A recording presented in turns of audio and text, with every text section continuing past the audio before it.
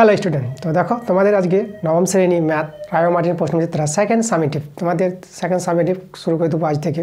তো তোমাদের জন্য আমি নিয়ে এসেছি আজকে ক্লাস 9 ম্যাথ প্রশ্নবিচিত্রা সেকেন্ড ইউনিট টেস্ট স্কুল 1 এক নম্বর স্কুল। আজকে তোমাদের প্রথম স্কুল করাবো, পেজ নাম্বার 187 পাতা, সম্পূর্ণ পাঠ করে দেখাবো তোমাদের। তোমাদের যে এক নম্বর স্কুলটা আছে বালুরঘাট গার্লস হাই স্কুল, স্কুলটা করাবো। তোমাদের যে বইটা আছে রায় মার্টিন প্রশ্নবিচিত্রা বইটা, এই বইটা হাতে নাও এবং বইটা খুলো, প্রশ্নগুলো দেখো আর বুঝে শুনে একসঙ্গে আমার সঙ্গে অঙ্কগুলো করো। তো চলো সেকেন্ড ইউনিট টেস্ট যেটা সেকেন্ড সামেটিভ তোমাদের আজ থেকে শুরু। তো অঙ্কগুলো আমরা সহজভাবে আজকে বুঝে নেবো। তো ক্লাস শুরু হতে চলেছে, তোমরা তাড়াতাড়ি করে ভিডিওতে লাইক এবং ভিডিওগুলো শেয়ার করে দাও। তো চলো আজকের ক্লাসের অঙ্কগুলো আমরা সহজভাবে বুঝে নিই। তো দেখো একের অঙ্কগুলো এমসিকিউ টাইপের প্রশ্ন আছে। তা দেখো একের 1 নম্বর প্রশ্নটা আমরা নিয়েছি। তো আমাদের একের 1 নম্বর প্রশ্নটা বলছে 20% ছাড় দিয়ে বিক্রি করা একটি জ্যামিতি বাক্সের বিক্রয় মূল্য হয় 48 টাকা, জ্যামিতি বাক্সের ধার্য মূল্য কত হবে? তো জ্যামিতি বাক্সের ধার্য মূল্য বলতে যে দামটা প্রথমে লেখা থাকে জ্যামিতি বাক্সে, ঠিক আছে, যে কোনো জিনিসে যে দামটা প্রথমে লেখা থাকে সেই দামটাকে ধার্য মূল্য বলা হয়, যেটাকে মার্জিনাল প্রাইস বলা হয়। তো দেখো এখানে আমাদের 20% ছাড় দিয়ে বিক্রি করেছে, তাহলে ছাড় আমাদের কত আছে? ছাড় আছে 20%। তাহলে দেখো 20% ছাড় থেকে আমরা বলতে পারবো 100 টাকা যদি ধার্য মূল্য হয়, তাহলে বিক্রয় মূল্য কত হবে দোকানদারের? তো আমরা লিখবো 100 টাকা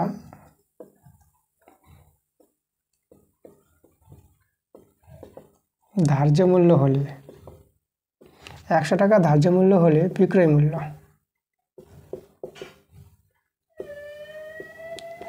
দেখো তো বিক্রয় মূল্য কত হবে?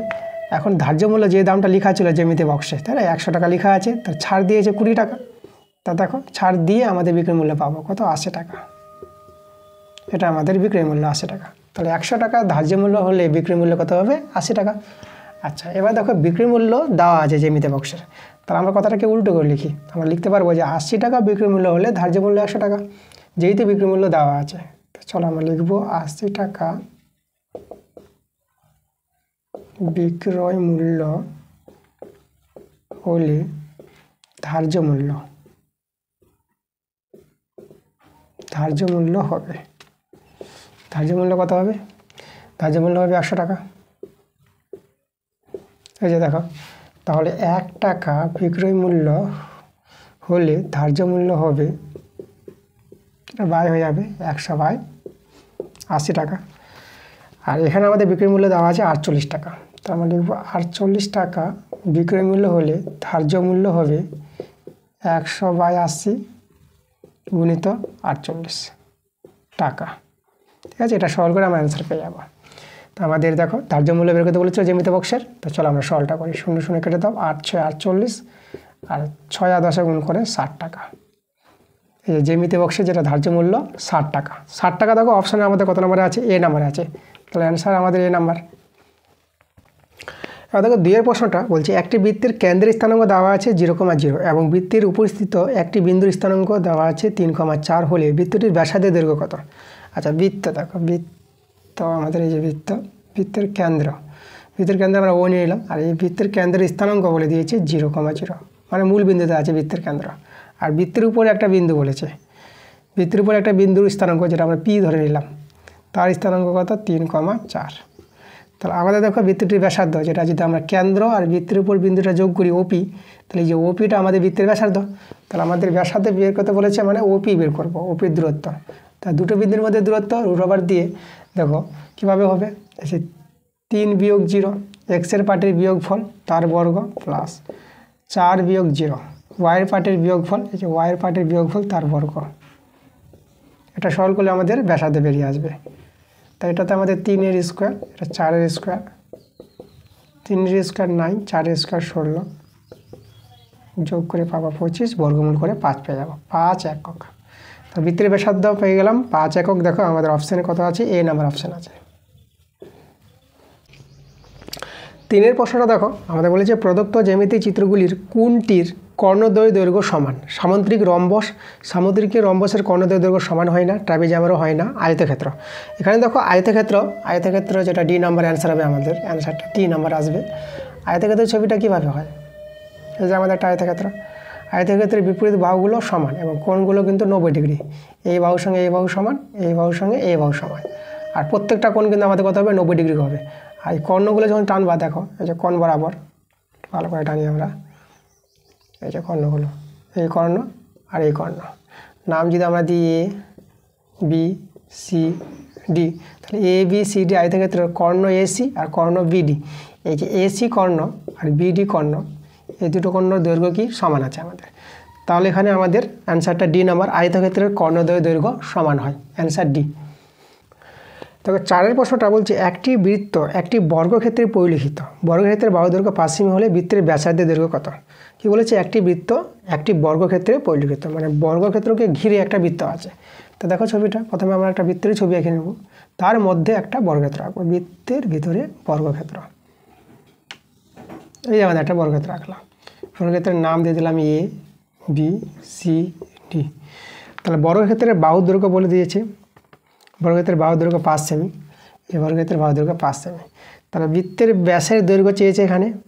তাহলে এখানে দেখো বৃত্তের ব্যাস আমরা যদি বর্গক্ষেত্রের কর্ণ বরাবর টানা হয়, তাহলে বর্গক্ষেত্রের কর্ণটি হবে বৃত্তের ব্যাস, এখানে কেন্দ্রবিন্দু ও বিন্দু, তাই না? এটা তোমাদের জানতে হবে।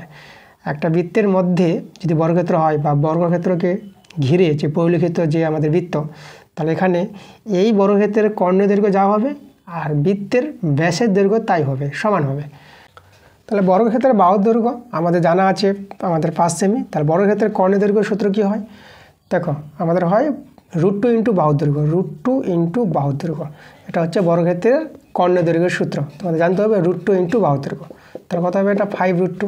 তা দেখো বর্গক্ষেত্রের কর্ণের দৈর্ঘ্য 5√2, আর এটাই হবে আমাদের কি বৃত্তের ব্যাস, এটা আমরা কি পেয়ে যাবো? বৃত্তের, ঠিক আছে, বৃত্তের ব্যাস পেয়ে যাবো। বৃত্তের বানানটা একটু ভালো করে লিখি, এই যে বৃত্তের ব্যাস, ঠিক আছে, 5√2। তাহলে 5√2 দেখো আমাদের এই নাম্বারে অপশানটা আছে, তো অ্যান্সার এ নাম্বার।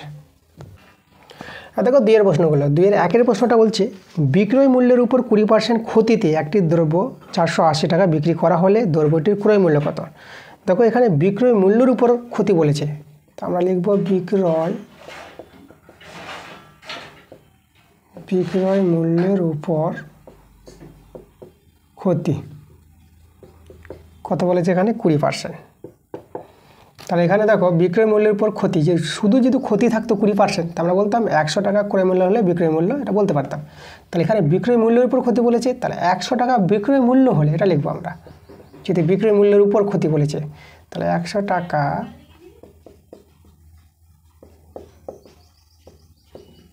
বিক্রয় মূল্য হলে ক্রয় মূল্য হবে, ক্রয় মূল্য হবে, ঠিক আছে, কত হবে? তাহলে এখানে দেখো ক্ষতি যখন হয়েছে ক্রয় মূল্য কিন্তু বড় হবে, ক্ষতি হলে পরে ক্রয় মূল্য বড় হয়, বিক্রয় মূল্য ছোট হয়।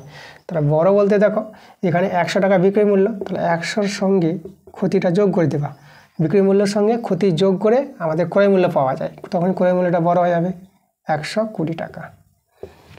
আমাদের এখানে দেখো দেওয়া আছে আবার দ্রব্যটির বিক্রয় মূল্য 480 টাকা, তাহলে 100 টাকা বিক্রয় মূল্য হলে ক্রয় মূল্য 120 টাকা, 1 টাকায় কত আর 480 টাকায় কত? অ্যান্সার বেরিয়ে আসবে। 1 টাকা বিক্রয় মূল্য হলে ক্রয় মূল্য হবে কত হবে আমাদের? 120 বাই এই যে 100, আর বিক্রয় মূল্য দেওয়া আছে 480 টাকা বিক্রয় মূল্য হলে ক্রয় মূল্য হবে 120 বাই 100 আর 480 গুণ টাকা, এটা সরল করে আমাদের অ্যান্সার চলে আসবে। 0 0 আমরা কেটে দিলাম, 12 48 গুণ করে নাও, দেখো অ্যান্সার পেয়ে যাবো 12 8 96। তাহলে 12 8 96, 6 বসিয়ে দেবো, আর 12 4 48, 12 4 48, ওইদিকে আমাদের হাতের 9, তাহলে 48 আর 9 আমরা যোগ করবো 57 পেয়ে যাবো, 576 টাকা। এই যে দেখো, তাহলে আমাদের এই যে দ্রব্যটির ক্রয় মূল্য চেয়েছিল, এই যে ক্রয় মূল্য কত পেয়ে গেলাম? 576 টাকা, এটা আমাদের অ্যান্সার। তাহলে আমরা শুধু অতএব লিখে দেবো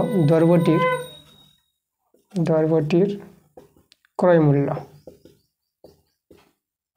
মূল্য সমান সমান 576 টাকা। এবার দেখো 2 এর প্রশ্নটা আমাদের আছে 1 থেকে 5, 6 থেকে 10, এভাবে আমাদের শ্রেণীগুলো আছে। তাহলে আমাদের কী বের করতে বলেছে? শ্রেণী দৈর্ঘ্য চেয়েছে। তো দেখো এই যে শ্রেণীগুলো আছে 1 থেকে 5, আবার আমাদের 6 শুরু, 5 নাই এখানে, তাহলে 5 নাই, 6 থেকে শুরু, তার জন্য এগুলো বলবো আমরা শ্রেণী সীমা। কি বলবো এদেরকে? এদেরকে বলবো শ্রেণী সীমা, শ্রেণী সীমা। শ্রেণী সীমা। এবার শ্রেণী সীমাগুলোকে শ্রেণী সীমানায় তৈরি করে নেব। শ্রেণী সীমানা তৈরি কীভাবে করবো দেখো, আমাদের মানে এখানে যেটা থাকবে সেটা যেন এখানে ফিরে আসে। তাহলে আমাদের কী করব, তার জন্য এখান থেকে হাফ কমাবো, হাফ বাড়াবো। তাহলে দেখো 1 থেকে যদি আমরা হাফ কমাই তো 0.5 হয়ে যাবে, আর 5 থেকে যে হাফ বাড়াই তাহলে এখানে 5.5 হয়ে যাবে, তাই না? মানে 0.5 কমাবো, 0.5 বাড়াবো। তাহলে একইভাবে এখানে দেখো, তো এখানে যদি হাফ কমাই তাহলে এখানে 5.5 পেয়ে যাবো, আর হাফ বাড়ালে এখানে 10.5 পেয়ে যাবো। ঠিক আছে, তো দেখো তো এখানে এই যে আসছে এভাবে চলতে থাকবে শ্রেণীগুলো। তাহলে এখানে যে মানটা এখানে এসেছে সেই মানটা বা এটা ফিরে এসেছে। দেখো আগে কিন্তু এটা ছিল না, 5 এখানে 6 এসেছে, কিন্তু এখানে 5.5 আবার 5.5 শুরু হয়ে গেছে। ওকে, তাহলে দেখো এভাবে থাকলে শ্রেণী সীমা, আর এইভাবে তৈরি করে নিলে এটা আমাদের হয়ে গেল শ্রেণী সীমানা। শ্রেণী সীমানা, সীমানা, ঠিক আছে, সীমানা। তো এই যে শ্রেণী সীমানা কনভার্ট করার পর তারপরে আমরা শ্রেণীর দৈর্ঘ্য বের করতে পারবো। এই যে শ্রেণী সীমানাগুলো যখন তৈরি হয়ে যাবে তখন আমাদের উচ্চ থেকে, এটা উচ্চ মান, এটা নিম্নমান, তাহলে উচ্চ থেকে নিম্ন বিয়োগ করব, আমরা পেয়ে যাব শ্রেণী দৈর্ঘ্য। তাহলে এখন আমাদের দেখো শ্রেণী দৈর্ঘ্য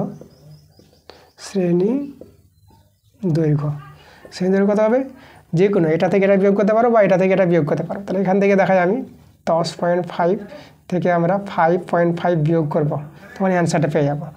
তাহলে দেখো বিয়োগ করে কত হবে, এটা হবে 0 আর এটা কত হবে দেখো 5 কত দিলে 10, এটা হবে আমাদের 5 দিলে।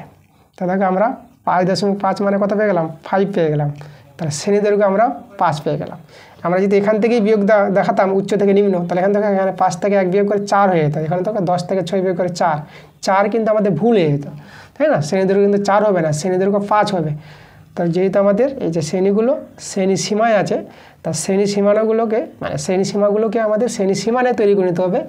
তখন আমরা শ্রেণী দৈর্ঘ্য বের করব, তখন আমাদের সঠিক শ্রেণী দৈর্ঘ্য বেরিয়ে আসবে। ঠিক আছে, তার শ্রেণী দৈর্ঘ্য আমরা 5 পেয়ে গেলাম। এই যেটা আমাদের কথা আছে, এটা 5।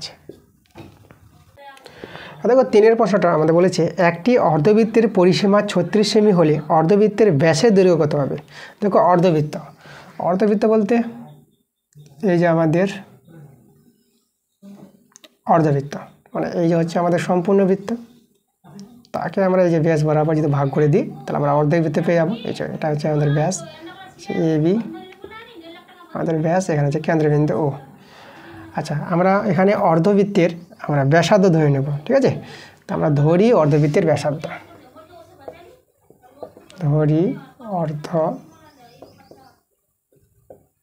অর্ধবৃত্তের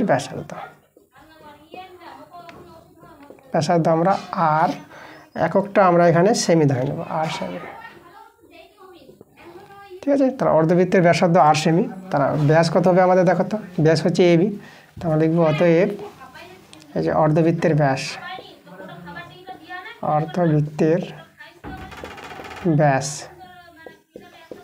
পেয়ে যাবো 2R সেমি। এবার অর্ধবৃত্তের যদি আমরা পরিসীমা বের করতে চাই তাহলে অতএব অর্ধবৃত্তের পরিসীমা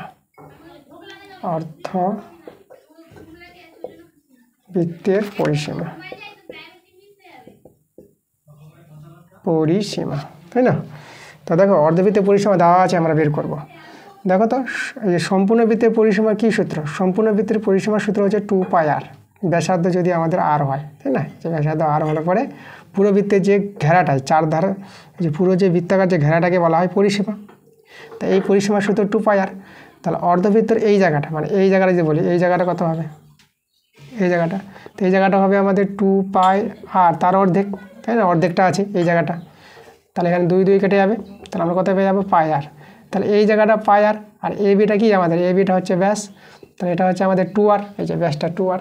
তাহলে আমরা দেখো πr প্লাস 2R এই হচ্ছে আমাদের টোটাল এই যে অর্ধবৃত্তের পরিসীমা বলতে এই জায়গাটা নিয়ে টোটাল ঘেরাটা, এই ঘেরাটা নিতে হবে আমাদের। এটা হচ্ছে πr পেলাম, আর এই ঘেরাটা হচ্ছে ব্যাস ABটা, তাহলে ব্যাসটাও নিতে হবে, তাহলে πr প্লাস 2R, এটা হচ্ছে অর্ধবৃত্তের পরিসীমা। এবার এই অর্ধবৃত্তের পরিসীমা দেওয়া আছে আমাদের πr প্লাস 2R, কত দেওয়া আছে আমাদের 36 সেমি। তাহলে 36 সেমি সমান করে দিলাম, এখানে আর কমন নিয়ে নেব, পাই প্লাস 2 সমান 36।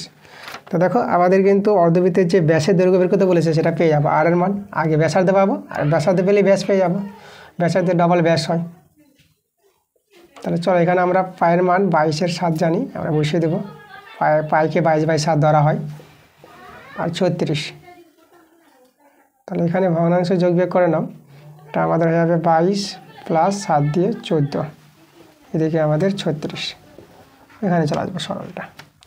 তো এটা আমাদের বা আর গুণিত 22 আর 14 যোগ করো, এটা হয়ে যাবে আমাদের 8, 4 2 8, এদিকে 3 38, এদিকে 7, এটা আমাদের আছে এদিকে 36, আমাদের হবে কত 36 হবে যোগ করে 22 আর 14 যোগ করে 36, 36/7, 36 কেটে গেল, এখানে 1, তাহলে আর এর মানটা দেখো 7 × 7, 7 পেয়ে গেলাম।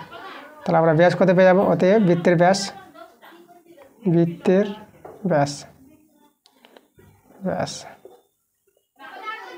ব্যাস হয়ে যাবে আমাদের দেখো 2r, 2 × 7 কত যাবে 14 সেমি।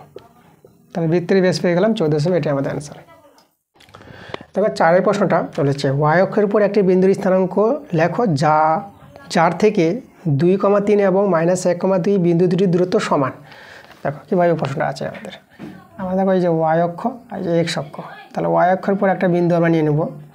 আচ্ছা, এখানে আমাদের দুটি বিন্দু যেটা আছে সেখানে তৈরি করি, এটা 2,3, 2 3, একটা বিন্দু এখানে আছে, এটা 2, এটা আমরা এ নাম দিয়ে দিলাম, এ বিন্দু 2,3, আর একটা বিন্দু আছে -1,2, -1,2 মানে এই জায়গায় আছে, এই যে একটা বিন্দু আছে, ঠিক আছে। তাহলে এই বিন্দু নাম আমরা বি দিয়ে দিলাম, এটা বি দিয়ে দিলাম। তাহলে এটা আমরা এই যে নাম দিয়ে দেবো, এটা আছে -1,2। তাহলে এখানে দেখো, এখানে আমাদের ওয়াই অক্ষের উপর একটা বিন্দু আছে, এই যে এখানে নিয়ে নেবো এই বিন্দুটা, এটাকে আমরা পি বিন্দু নিলাম। তাহলে ওয়াই অক্ষের উপর বিন্দুর স্থানাঙ্ক যে কোনো বিন্দুর স্থানাঙ্ক প্রথমে 0 হয়, তারপরটাকে আমরা যে কোনো কিছু ধরে নেব, আমরা এ ধরে নিলাম 0,a, ঠিক আছে। তাহলে এইভাবে ওয়াই অক্ষের উপর একটা বিন্দু পেয়ে যাবো 0,a। তাহলে এখান থেকে দেখো এই ওয়াই অক্ষের উপর থেকে বিন্দু দূরত্ব এই দূরত্ব আর এই দূরত্বটা, এখানে পিটা নিলাম, আচ্ছা দূরত্বটা এখানে দেখা যাচ্ছে, বিন্দুটার স্থানাঙ্ক 0,a, এই যে পিবি আর এদিকে পিএ, এই দূরত্বটা আমাদের কী হবে সমান বলে দিয়েছে। তাহলে আমাদের এখান থেকে ওয়াই অক্ষের উপর বিন্দুটা বের করতে বলেছে, মানে এর মানটা বের করব। তাহলে দেখো আমরা ধরে নেব ওয়াই অক্ষের উপর যে কোনো বিন্দু স্থানাঙ্ক, আমরা কী লিখবো, ধরি ওয়াই অক্ষের উপর যে কোনো বিন্দুর স্থানাঙ্ক, যে কোনো বিন্দুর স্থানাঙ্ক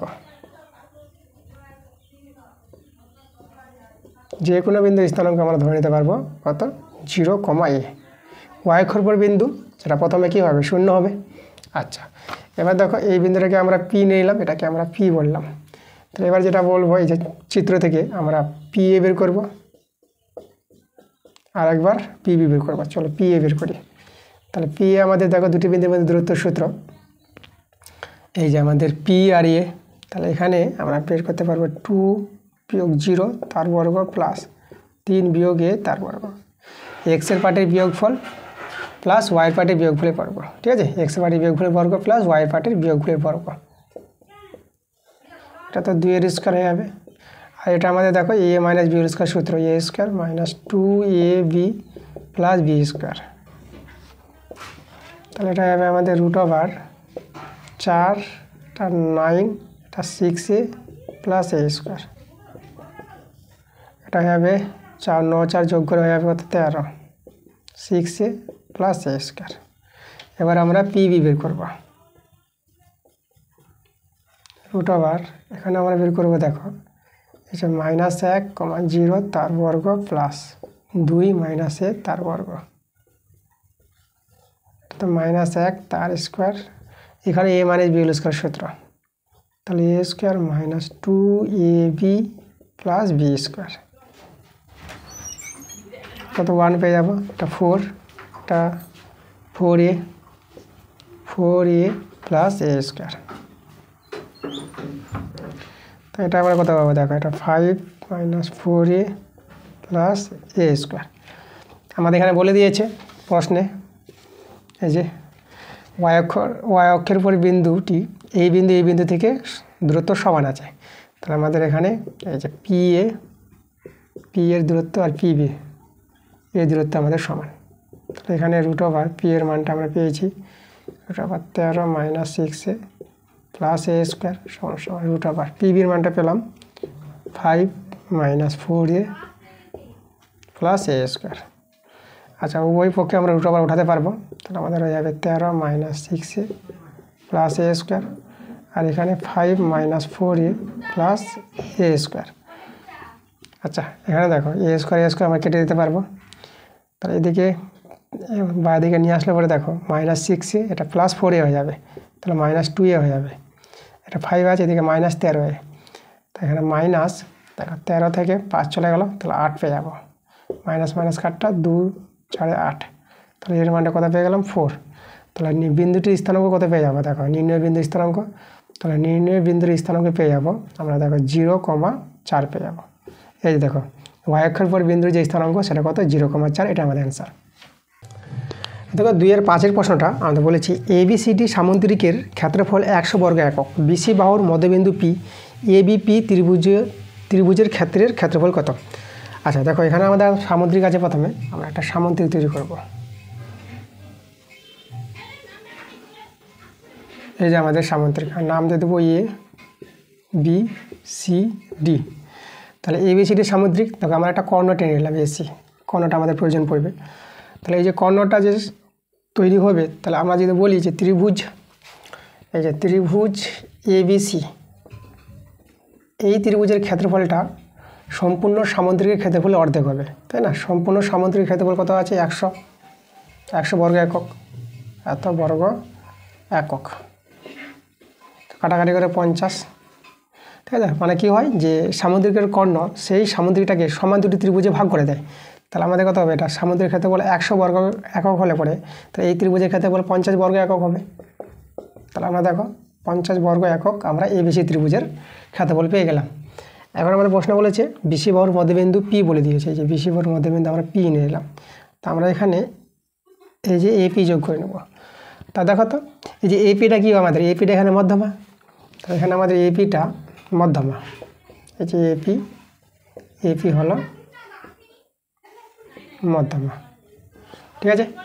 আচ্ছা আমরা জানি যে কোনো ত্রিভুজের মধ্যমা সেই ত্রিভুজটাকে সমান দুই ভাগে ভাগ করে দেয়, তাহলে আমাদের ত্রিভুজ ABP মানে এই ত্রিভুজের ক্ষেত্রফল বের করতে বলেছে, তা ত্রিভুজ ABP এই ত্রিভুজের ক্ষেত্রফল হবে হাফ ত্রিভুজ এই যে ABC ত্রিভুজের অর্ধেক এই ত্রিভুজটা হবে।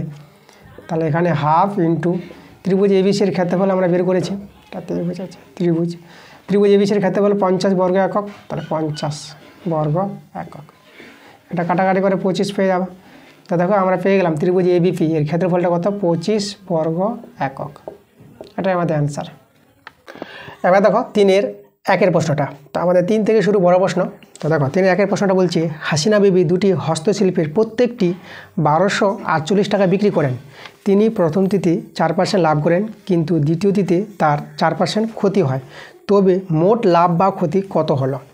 আচ্ছা এখানে দেখো আমাদের প্রত্যেকটির বিক্রয় মূল্য দেওয়া আছে, দুটি হস্তশিল্প আছে, তারা প্রথম হস্তশিল্পের লাভ বলে দিয়েছে, তাই না। তা আমরা লিখব প্রথম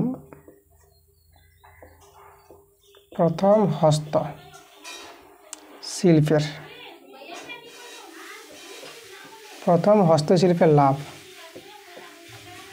কত বলেছে এখানে 4%। তা দেখো তো 4% লাভ থেকে কি বলবো আমরা বলবো 100 টাকা ক্রয় মূল্য হলে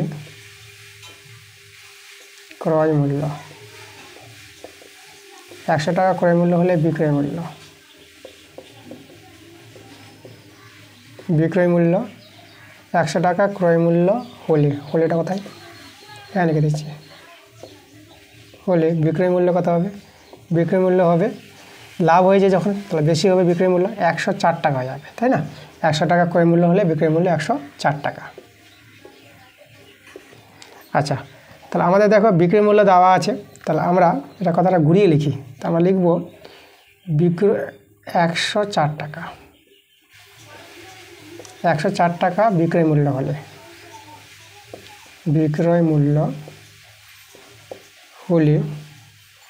ক্রয় মূল্য কত হবে, দেখো ক্রয় মূল্য প্রথম হস্তশিল্পের ক্রয় মূল্য কিন্তু বেরিয়ে আসবে, এভাবে দেখো ক্রয় মূল্য হবে 100 টাকা, এই কথাটাকে ঘুরিয়ে লিখলাম। তাহলে 1 টাকা বিক্রয় মূল্য হলে ক্রয় মূল্য, প্রথম হস্তশিল্পের ক্রয় মূল্য 100/104 টাকা। এবার দেখো প্রত্যেকটি বিক্রয় মূল্য এখানে বলে দিয়েছে আমাদের 1248 টাকা। তো বলবো 1248 টাকা বিক্রয় মূল্য হলে ক্রয় মূল্য কত হবে। তাহলে এখানে 100/104 গুণিত 1248 টাকা। তো চলো এটা সরল করে আমরা পেয়ে যাব প্রথম হস্তশিল্পের ক্রয় মূল্য পেয়ে যাব। তাহলে এখানে কাটাকাটি করব।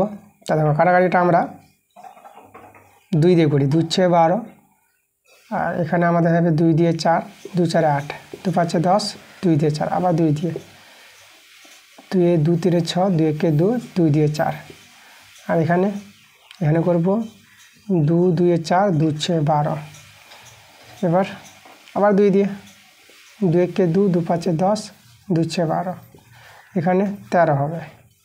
এবার 13 দিয়ে করি আমরা, দেখো 13 কে 13, 26, 13 দিয়ে 26, 12 পেয়ে গেলাম। তাহলে 12 আর 100 গুণ করে কত হবে, 1200 টাকা। এটা হচ্ছে আমাদের প্রথম হস্তশিল্পের ক্রয় মূল্য। তাহলে আমরা এখানে লিখব প্রথম হস্তশিল্পের ক্রয় মূল্য। অতএব প্রথম হস্তশিল্পের ক্রয় মূল্য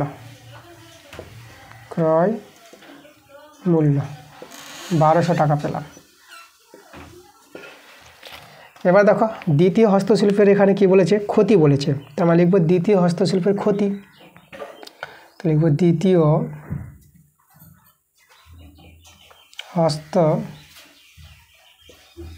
হস্তশিল্পের ক্ষতি কত বলেছে এখানে ক্ষতিটা বলেছে, দেখো এখানে 4% ক্ষতি বলেছে, 4% ক্ষতি। তাহলে আমরা একবার যদি বলি, দেখো 4% ক্ষতি, তাহলে এখানে ক্রয় মূল্য যদি 100 টাকা হয়, তাহলে বিক্রয় মূল্য কত হয়েছে, বিক্রয় মূল্যটা আমাদের কম হয়েছে। তাহলে বিক্রয় মূল্য হবে 100 থেকে 4 বিয়োগ, মানে 96 টাকা হবে। তাহলে আমরা একবারে লিখে দেব 96 টাকা বিক্রয় মূল্য।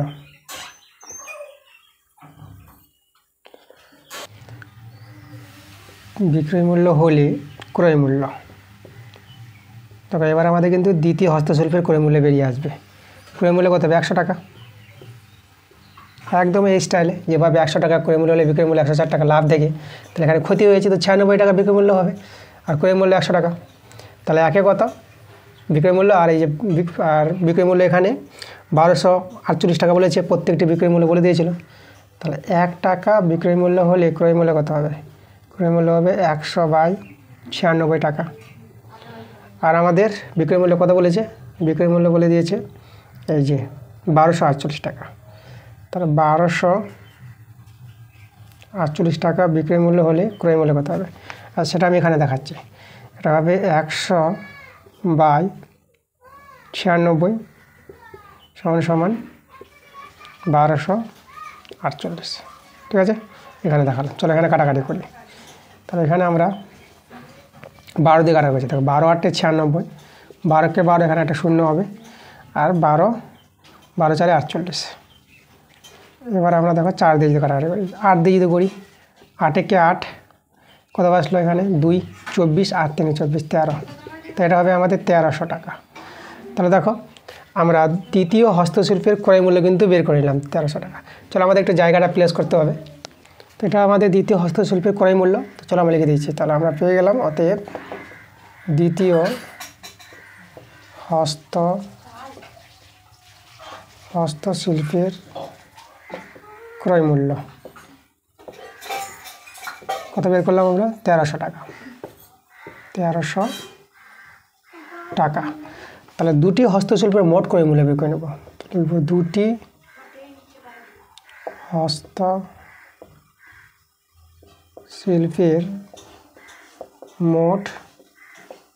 মোট ক্রয় মূল্য।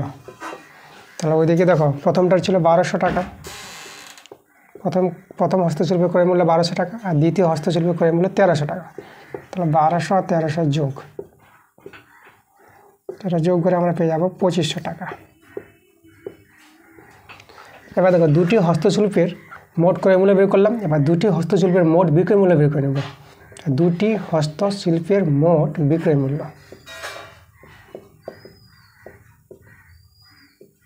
দেখো বিক্রয় মূল্য কত হবে, এই যে প্রথমটার বিক্রয় মূল্য ছিল 1248 যোগ, আর দ্বিতীয়রও কিন্তু 1248, প্রত্যেকটির বিক্রয় মূল্য 1248 করে দিয়েছিল।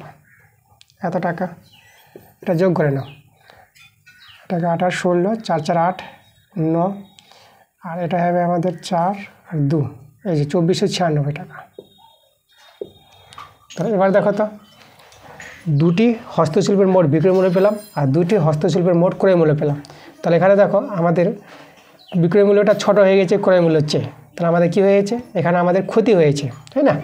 তাহলে আমরা এখানে যে বলেছিল প্রশ্নে, এই যে দেখো, তবে তার মোটের উপর কত লাভ বা ক্ষতি, তো এখানে তাদের ক্ষতি বেরিয়ে গেছে এখানে।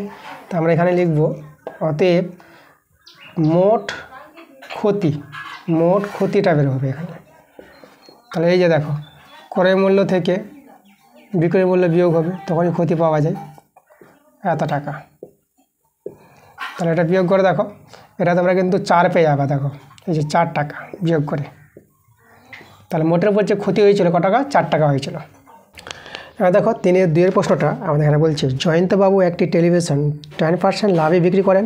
যদি ক্রয় মূল্য 10% কম এবং বিক্রি মূল্য 180 টাকা কম হতো, তাহলে জয়ন্তবাবুর 20% লাভ হতো। টেলিভিশনটির ক্রয় মূল্য কত? তো চলো আমরা টেলিভিশনটির ক্রয় মূল্য আমরা ধরে নেব। এরপর ধরি টেলিভিশন, যেটাকে টিভি বলবো আমরা, টেলিভিশনকে টিভি বলা হয়। টেলিভিশনটির ক্রয় মূল্য আমরা X টাকা ধরে নিলাম, ঠিক আছে। এবার দেখো টেলিভিশনটির লাভ বলে দিয়েছে, লাভ কত বলেছে আমাদের 10%। দেখো লাভ থেকে আমরা কি বলতে পারবো, যে 100 টাকা ক্রয় মূল্য হলে বিক্রয় মূল্য, তাহলে 100 টাকা ক্রয় মূল্য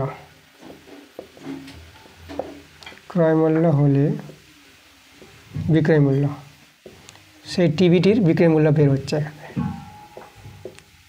টিভির বিক্রয় মূল্য।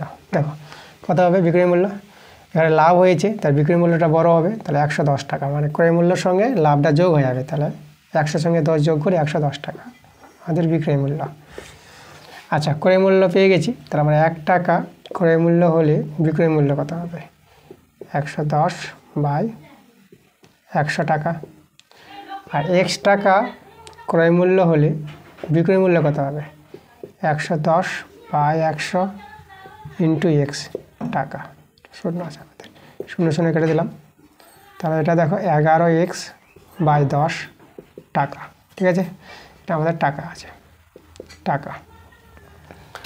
আচ্ছা এটা আমাদের কি, এটা হচ্ছে আমাদের টিভির বিক্রয় মূল্য। এখানে দেখো যদি ক্রয় মূল্য 10% কম হয়, তাহলে ক্রয় মূল্য কম বলে X টাকার কম, তাহলে দেখো X টাকার 10% কম হলে এখন ক্রয় মূল্য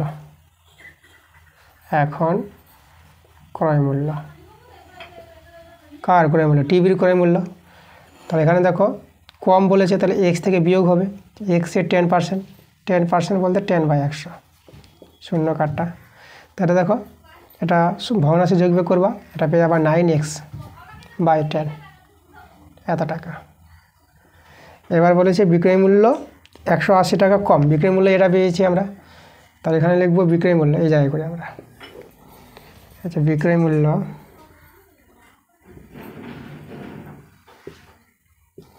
180 টাকা কম হলে এখন বিক্রয় মূল্য,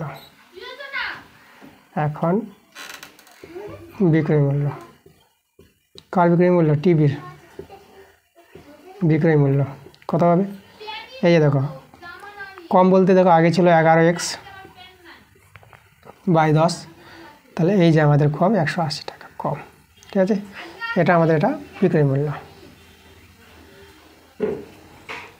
আচ্ছা তাহলে এবার দেখো, এবার আমরা কী বের করব, লাভ বের করে নেব। তাহলে বিক্রয় মূল্য থেকে ক্রয় মূল্য বিয়োগ করে আমরা লাভ পেয়ে যাবো। চলো জায়গাটা আমরা একটা প্লেস করি। এবার চলো আমার টিভির লাভটা বের করি, টিভি এর লাভ। তা টিভি বা টেলিভিশনের লাভটা দেখো, বিক্রয় মূল্য থেকে ক্রয় মূল্যে বিয়োগ দেবো। তা আমাদের বিক্রয় মূল্য আছে 11x বাই 10 মাইনাস 180, এখান থেকে বিয়োগ দেবো যে ক্রয় মূল্যটা 9x বাই 10 এত টাকা, এটা হচ্ছে আমাদের লাভ।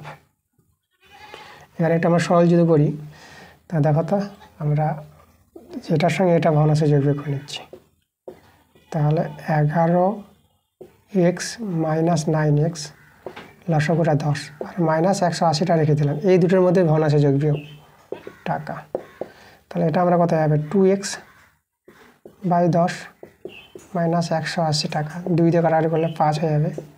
তাহলে x বাই 5 মাইনাস 180 টাকা। আচ্ছা, এখানে ভগ্নাংশে যোগ বিয়োগ যদি করে নিই আমরা লসাগু 5, তাহলে x সমান সমান 5 এর সঙ্গে 0, আর এখানে 5 8 40 0, আর 5 একে 5 5 4 900 টাকা। ঠিক আছে, এটা আমাদের লাভ হয়ে গেল। এবার শতকরা লাভ বের করবো আমরা। ঠিক আছে, আচ্ছা শতকরা লাভ কী করে পাওয়া যায়?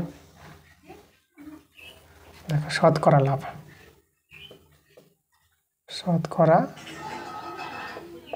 লাভ দেখো লাভ হয় ক্রয় মূল্য থেকে।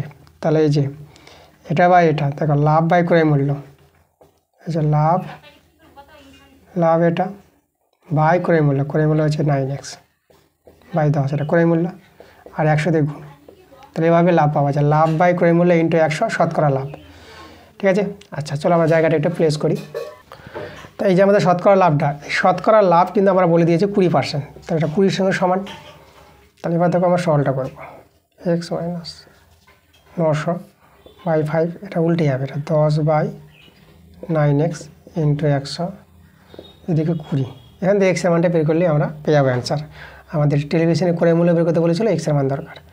আচ্ছা চলো আমরা সলভ করি, 5 দিয়ে 10, এখানে একটা শূন্য কেটে দেবো, 2 কে 2, 2 5 10। আচ্ছা এটা আমাদের 10, তাহলে 10 দিয়ে যদি গুণ করি তো এটা কত হবে? দেখো এটা হবে আমাদের 10x, আর 900 একটা শূন্য বেড়ে যাবে, আর নিচে আমাদের আছে 9x, আর এদিকে তো 1 আছে, বর্জ্য গুণ করে নেব, 10x এই যে 9000, এটা এদিকে 9x। তাহলে দেখো এদিকে আমাদের দেখো বিয়োগ করে 10x থেকে এই যে 9x বিয়োগ হবে x, আর 9000টা ওইদিকে নিয়ে চলে যাবো, তো এটা আমাদের 9000 হয়ে যাবে, মাইনাস 9000টা দিকে প্লাস 9000।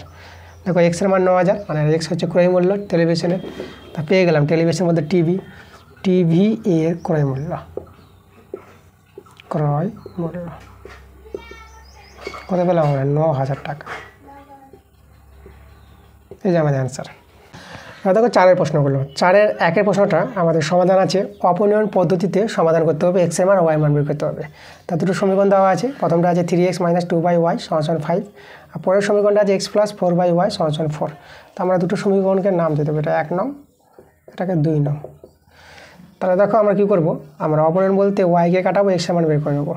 তাহলে এখানে আমরা 2 দিয়ে গুণ করবো, দেখো 2 দিয়ে গুণ করলে 4 হবে, আর এখানে 4 আছে, সমান হয়ে যাবে। তাহলে একে 1 দিয়ে গুণ করে নেবো, আর এখানে 4ই আছে।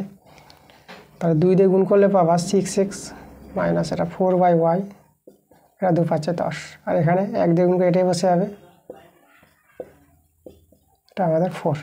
এবার দেখো এটা প্লাস মাইনাস আছে, কেটে যাচ্ছে, এটা কেটে গেল, এখানে আমাদের 7x, এটা 14 পেয়ে গেলাম, 7 দিয়ে 14। তাহলে দেখো x সমান কত 2 পেয়ে গেলাম। এবার এই x এর মানটা 1 নঙে বসিয়ে দেবো, y এর মান পেয়ে যাবো। তো আমরা লিখবো 1 নং সমীকরণে x সমান 2 বসিয়ে পাই, 2 বসিয়ে পাই। চলো আমরা যদি মানটা বসিয়ে দিই, দেখো তাহলে কত দাঁড়াবে? 3 গুণিত এই যে এক্সের জায়গায় 2, 2/y, এদিকে 5। আচ্ছা আমরা এখানে চলে আসি, বা 6 মাইনাস 2/y সমান 5। তাহলে এখানে আমরা মাইনাস 2/y রেখে দিলাম, 5 মাইনাস 6 মাইনাস 2/y, এটা বিয়োগ করে -1 পেয়ে যাবো, মাইনাস মাইনাস কেটে গেলো, বর্জ্য গুণ করো, y একে y, এখানে 2। তাহলে দেখো নির্ণয় সমাধান, এক্স এর মান 2 আর y এর মান আমরা 2 পেয়ে গেলাম, এটাই আমাদের নির্ণয় সমাধান। দেখো 4-এর 2 নম্বরটা আমাদের সমাধান আছে। তো এই সমাধানটা আমাদের পরিবর্তিত পদ্ধতিতে করতে বলেছে, এক্স আর ওয়াই মান বের করবো। আমাদের প্রথমটা আছে 2/x + 3/y = 2, আর দ্বিতীয় সমীকরণটা আছে 5/x + 10/y = 5/6।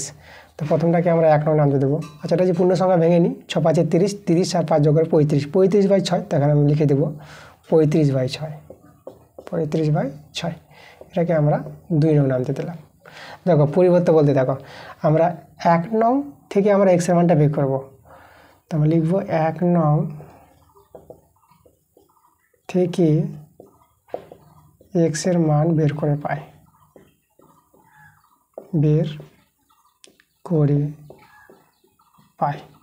তো চলো মানটা বের করি। 2/x 2 - 3/y, এই যে এটাকে আমরা ওদিকে নিয়েছিলাম ডান দিকে। তাহলে এখানে দেখো বা 2/x, এখানে লসাগু y, এটা হয়ে গেল 2y - 3। আচ্ছা, এখান থেকে যদি উল্টে নিই, এটাকে 1/2 করে দিলাম। আচ্ছা, 1/2 হবে না, x/2, আর একে উল্টে নেব, এটা হয়ে যাবে y/2y - 3। এবার দেখো x = 2টা বর্গগুণ হয়ে যাবে, তাহলে x = 2টা হবে 2y - 3। দেখো x এর মানটা বের করলাম, এটাকে নাম দিয়ে দিলাম 3 নং। এখন এবার আমরা কী করবো, এই যে 2 নং সমীকরণে x এর পরিবর্তে x এর মানটা বসিয়ে দেবো। তো 2 নং সমীকরণে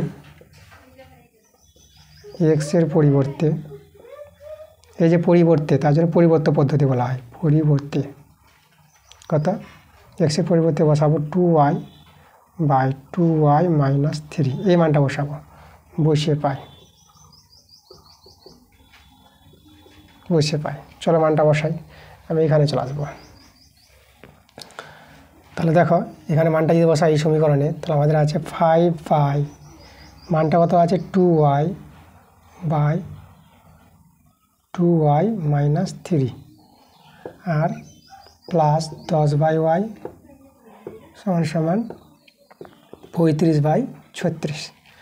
এখন কী হবে, দেখো এই সমীকরণে শুধু y আছে, তো এখান থেকে y মানটা বের হবে।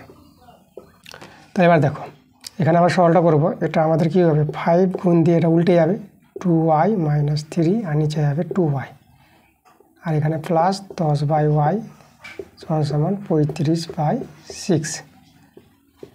আচ্ছা, এখানে আমরা 5 দিয়ে গুণ করে নিই, 10y - 5 থেকে 15, এটা হবে আমাদের 2y প্লাস 10/y = 35/6। আচ্ছা, এখানে যদি আমরা ভগ্নাংশ যোগ করি, 2y লসাগু পাবো, এটা 10y - 15 নেমে যাবে, আর এটা 20 হয়ে যাবে, এটা 35/6। 2 3 6 এভাবে কাটাকাটি করতে পারবা। আচ্ছা, তাহলে এখানে দেখো, এখানে আমরা পেয়ে যাব কত, 10y, এটা যদি বিয়োগ করি আমরা, বিয়োগ করে কত পাবো, দেখো এটা হবে আমাদের +5 হয়ে যাবে, আর নিচে আমাদের y থেকে গেল, আর এখানে 35/3।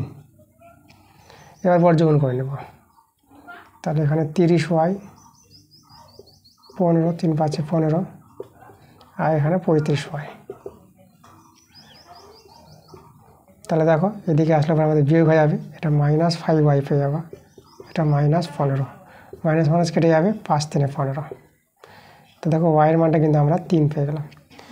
এবার এই ওয়াইয়ের মানটা এই যে 3 নং সমীকরণে বসিয়ে আমরা এক্স এর মানটা বের করে নেবো। চলো জায়গাটা একটা প্লেস করি। তো দেখো এবার এই যে মানটা আমরা 3 নং সমীকরণে বসাবো, তো আমরা লিখবো 3 নং সমীকরণে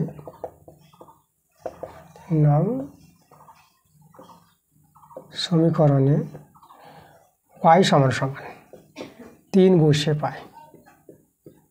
বসিয়ে পাই। তো আমাদের এখানে x = কত আছে, 2y ছিল, তো y জায়গায় 3, নিচে 2y, y জায়গায় 3 - 3, সরল করে নেব 6, আর এখানে দেখো এটা হবে আমাদের 6 - 3, 6, এটা হবে আমাদের 3, 3 দিয়ে 6, তাহলে 2 পেয়ে গেলাম।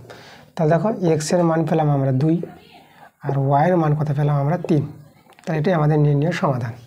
এবার দেখো 5-এর প্রশ্নগুলো। তো 5-এর 1-একটা প্রশ্নটা বলছে, দেখো প্রমাণ করো যে এগুলো উপপাদ্য আছে, তো আমাদের প্রমাণ করতে বলেছে কোনো ত্রিভুজ ও কোনো সামুদ্রিক একই ভূমি ও একই সমান্তরাল সরলরেখার যুগলের মধ্যে অবস্থিত হলে ত্রিভুজের ক্ষেত্রফল সামুদ্রিকের ক্ষেত্রফলের অর্ধেক হবে। আচ্ছা, উপপাদ্য এটা আমাদের কত? এটা উপপাদ্য আমাদের 24, এটা 24 নম্বর উপপাদ্য আছে। তো দেখো, তো আমরা এই উপপাদ্যটা প্রমাণ করে দেখাবো। তাহলে আমরা চলো ছবিটা আগে দেখি। আমাদের একটা ত্রিভুজ বলেছে আর একটা সামুদ্রিক বলেছে, একই ভূমি হবে, একই সমান্তরাল সরলরেখার যুগলের মধ্যে অবস্থান করবে। তা আমরা দেখো, প্রথমে আমরা একটা সামুদ্রিক তৈরি করছি। এই দেখো আমাদের একটা সামুদ্রিক,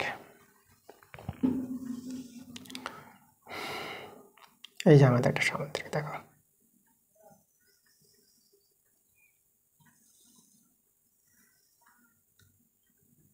ঠিক আছে।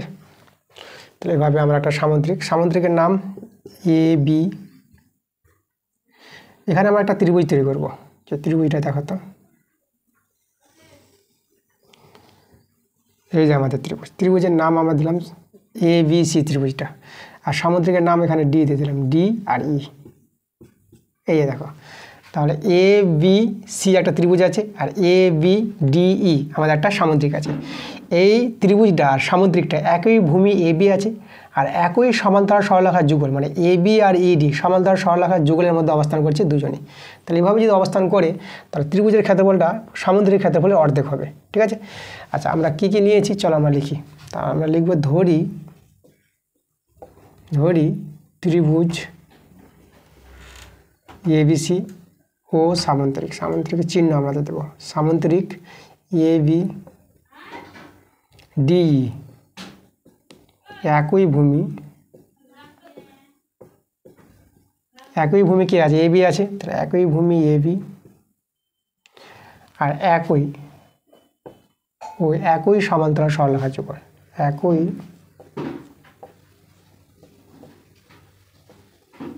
সমান্তরাল সরলরেখা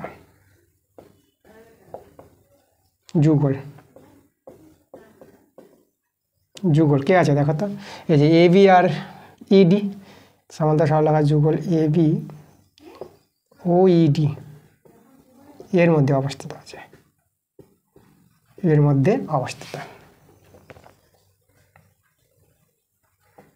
এই যে দেখো। ঠিক আছে। আচ্ছা, তাহলে আমাদের কি প্রমাণ করতে হবে? তাহলে প্রমাণ করতে হবে যে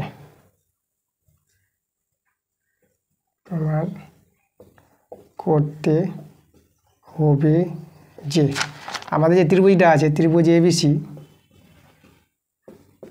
হাফ হবে কার? সামুদ্রিক আছে A B R DE, A B DE সামুদ্রিকের অর্ধেক হবে, এটা প্রমাণ করতে হবে। আচ্ছা, প্রমাণ করার জন্য আমাদের অঙ্কন প্রয়োজন পড়বে। তা চলো আমরা অঙ্কন বলে হেডিং করব।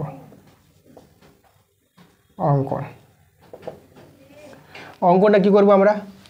দেখো, অঙ্কনটা করব এই যে বিসি বাহুটা আছে, বিসি বাহুর সমান্তরাল সরলরেখা এই বিন্দু দিয়ে অঙ্কন করব। ঠিক আছে।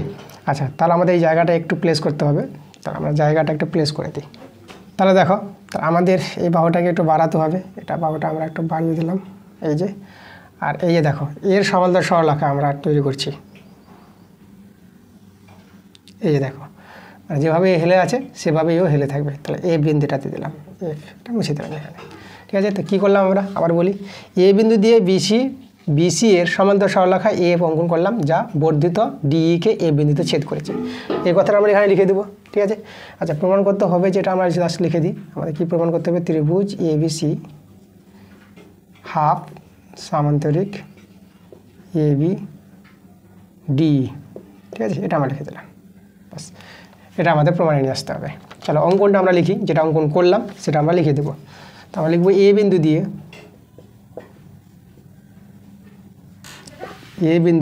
বিসি এর সমান্তরাল সরলরেখা,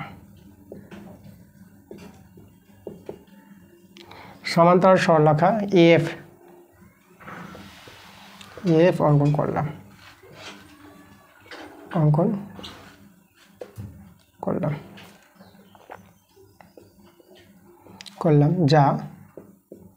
করলাম, যা বর্ধিত ডি কে এ বিন্দুতে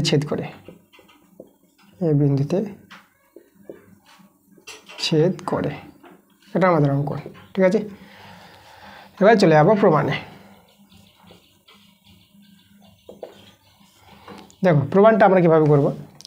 আমরা প্রমাণটা এই যে আমরা যেটা তৈরি হলো আমাদের, দেখো তো এ বি সি এফ, এই যে চতুর্ভুজটা, তো এই চতুর্ভুজের আমরা কী পাচ্ছি, আমরা লিখব A B C F, C F, A B C F চতুর্ভুজের এই চতুর্ভুজে দেখো আমরা পেয়ে যাব এ বি সমান্তরাল সি এফ। দেখো এ বি সমান্তরাল সি এফ পাবো, কারণ এটা তো প্রশ্ন অনুসারে একই সমান্তরাল সরলরেখার যুগল বলেছে, তাহলে এ বির সঙ্গে সি এফটা সমান্তরাল হবে। এবং আচ্ছা এটা আমরা কেন বললাম, এটা প্রশ্ন অনুসারে, এটা প্রশ্নে বলা আছে, এটা প্রশ্ন অনুসারে লিখতে পারো কারণটা, এটা প্রশ্ন অনুসারে। আর এবং দেখো আমরা এই যে বিসি সমান্তরাল এফ এটা অঙ্কন করলাম, আমরা বলতে পারবো বিসি সমান্তরাল এফ, কেন এরা অঙ্কন অনুসারে, লিখব অঙ্কানুসারে, ঠিক আছে। তা দেখো কোনো চতুর্ভুজের বিপরীত বাহুগুলি সমান্তরাল, তো কোনো চতুর্ভুজের বিপরীত বাহুগুলি যদি সমান্তরাল হয়, দেখো এর সঙ্গে সমান্তরাল, এর সঙ্গে সমান্তরাল, তো চতুর্ভুজটি কী হবে, সামুদ্রিক হয়ে যাবে। তার অতএব এ বি সি এফ একটি সামুদ্রিক,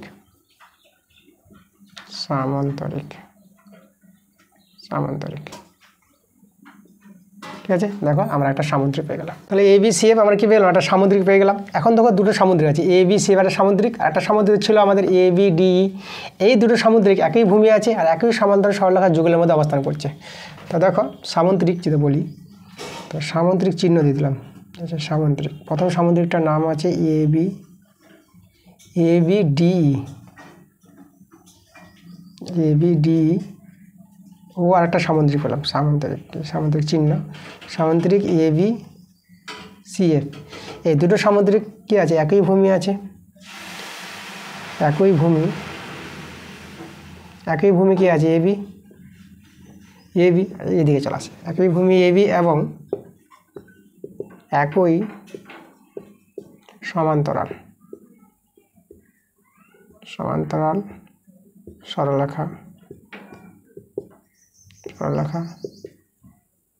যুগল, সমান্তরাল সরলরেখা যুগল কে আছে, দেখো A B R F D, A B O F ডির মধ্যে অবস্থান করছে, এ বি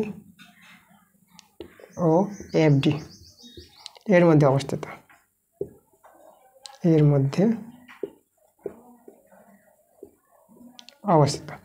তাহলে দুটো সামুদ্রিক একই ভূমি একই সমান্তরাল সরলরেখার যুগলের মধ্যে অবস্থিত হলে আমরা কি জানি, দুটো সামুদ্রিক ক্ষেত্রফল সমান হয়ে যায়। তাহলে এখানে আমরা দুটো সামুদ্রিক এ বি ডি এই সামুদ্রিক ক্ষেত্রফল, আর সামুদ্রিক এ বি সি এফ, এই দুটো সামুদ্রিক ক্ষেত্রফল আমরা কি সমান পেয়ে যাবো, ঠিক আছে। যে দুটো সামুদ্রিক তৈরি হয়েছে আমাদের, প্রথমটা ছিল আর যেটা তৈরি করলাম, দুটো সামুদ্রিক ক্ষেত্রফল সমান হবে, এটা আগের উপপাদ্য ছিল আমাদের, সেই উপপাদ্য থেকে আমরা এটা দেখাতে পারলাম সমান। আচ্ছা চলো আমরা একটা জায়গাটা প্লেস করি। এবার দেখো তো এই যে এ বি সি এফ যে সামুদ্রিকটা আছে তার একটি কর্ণ আছে কি এসি কর্ণ, তো আমরা লিখব সামুদ্রিক চিহ্ন দিলাম এ বি সি এফ এর এসি কর্ণ। তা কোনো সামুদ্রিকের একটি কর্ণ সেই সামুদ্রিকটিকে সমান দুটি ত্রিভুজে ভাগ করে দেবে, তাই না। এই ত্রিভুজটা এদিকে ত্রিভুজটা সমান, মানে এই ত্রিভুজটা হবে পুরো সামুদ্রিকের অর্ধেক হয়ে যাবে। তাহলে আমরা এখানে বলতে পারবো ত্রিভুজ এবিসি। তাহলে দেখো ত্রিভুজ এবিসি, এই যে সামুদ্রিকটা আছে এবিসি এফ, তার অর্ধেক হবে এটা, তাহলে এখানে হাফ হয়ে যাবে সামান্তরিক এবিসি এফ, তাই না। এটা কিন্তু জানতে হবে, সামুদ্রিকের ধর্ম আছে, সামুদ্রিকের কোনো কর্ণ সেই সামুদ্রিকটিকে দুটি সর্বসম ত্রিভুজে ভাগ করে দেবে, সমান দুভাগে ভাগ হয়ে যাবে দুটো ত্রিভুজ, তাহলে একটা ত্রিভুজ পুরো সামুদ্রিকের অর্ধেক হবে, তাই এটি আমরা অর্ধেক করে দিলাম। এখন দেখো দুটো সামুদ্রিক তো আমাদের কি তাদের ক্ষেত্রফল সমান, তাহলে এই ত্রিভুজটা এই সামুদ্রিকের অর্ধেক হলে পরে, তাহলে এই ত্রিভুজটা আবার আগের সামুদ্রিকটা আছে এটা এ বি ডি, তাহলে সেই সামুদ্রিকের ক্ষেত্রফল অর্ধেক হবে, তাহলে অতএব দিয়ে আমরা বলে দেব ত্রিভুজ এবিসি এটা হাফ হয়ে যাবে, দুটো সামুদ্রিক ক্ষেত্রফল যেহেতু সমান, তো এর জায়গায় আমরা দেখো এর জায়গায় এটা বসাতে পারবো, তাহলে সামুদ্রিক এবিডি, দেখো এটাই তো আমাদের প্রমাণ করতে বলেছিল যে একই ভূমি একই সমান্তরাল সরলরেখার যুগলের মধ্যে অবস্থান যদি করে একটি ত্রিভুজ একটি সামুদ্রিক, তার ত্রিভুজের ক্ষেত্রফলটা সামুদ্রিক ক্ষেত্রফল অর্ধেক হবে, দেখো চলে আসলো আমাদের, তাহলে আমরা লিখে দেবো প্রমাণিত। আর দেখো 5-2 প্রশ্নটা, তো 5-2 প্রশ্নটা আমাদের উপপাদ্য আছে, এটা উপপাদ্য 26 আছে।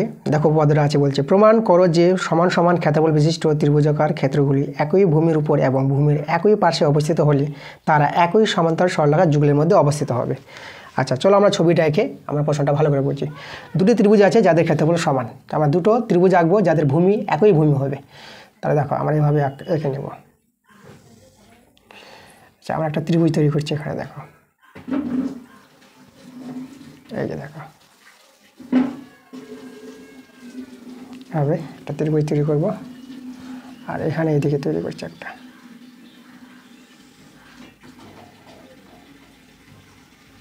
দেখো দুটো ত্রিভুজ, আমরা নাম দিই, একটা ত্রিভুজের নাম দিলাম ABC, একটা ত্রিভুজ, আর একটা নাম দেবো ADC, এটা ADC। এভাবে দুটো ত্রিভুজ আমরা তৈরি করে দিলাম। আচ্ছা চলো আমরা এখানে যেগুলো যেগুলো ধরেছি সেগুলো লিখে নিচ্ছি। তাহলে ধরি ত্রিভুজ ABC ও ত্রিভুজ ADC একই ভূমি আছে, একই ভূমি এবং ভূমির একই পার্শ্বে অবস্থিত,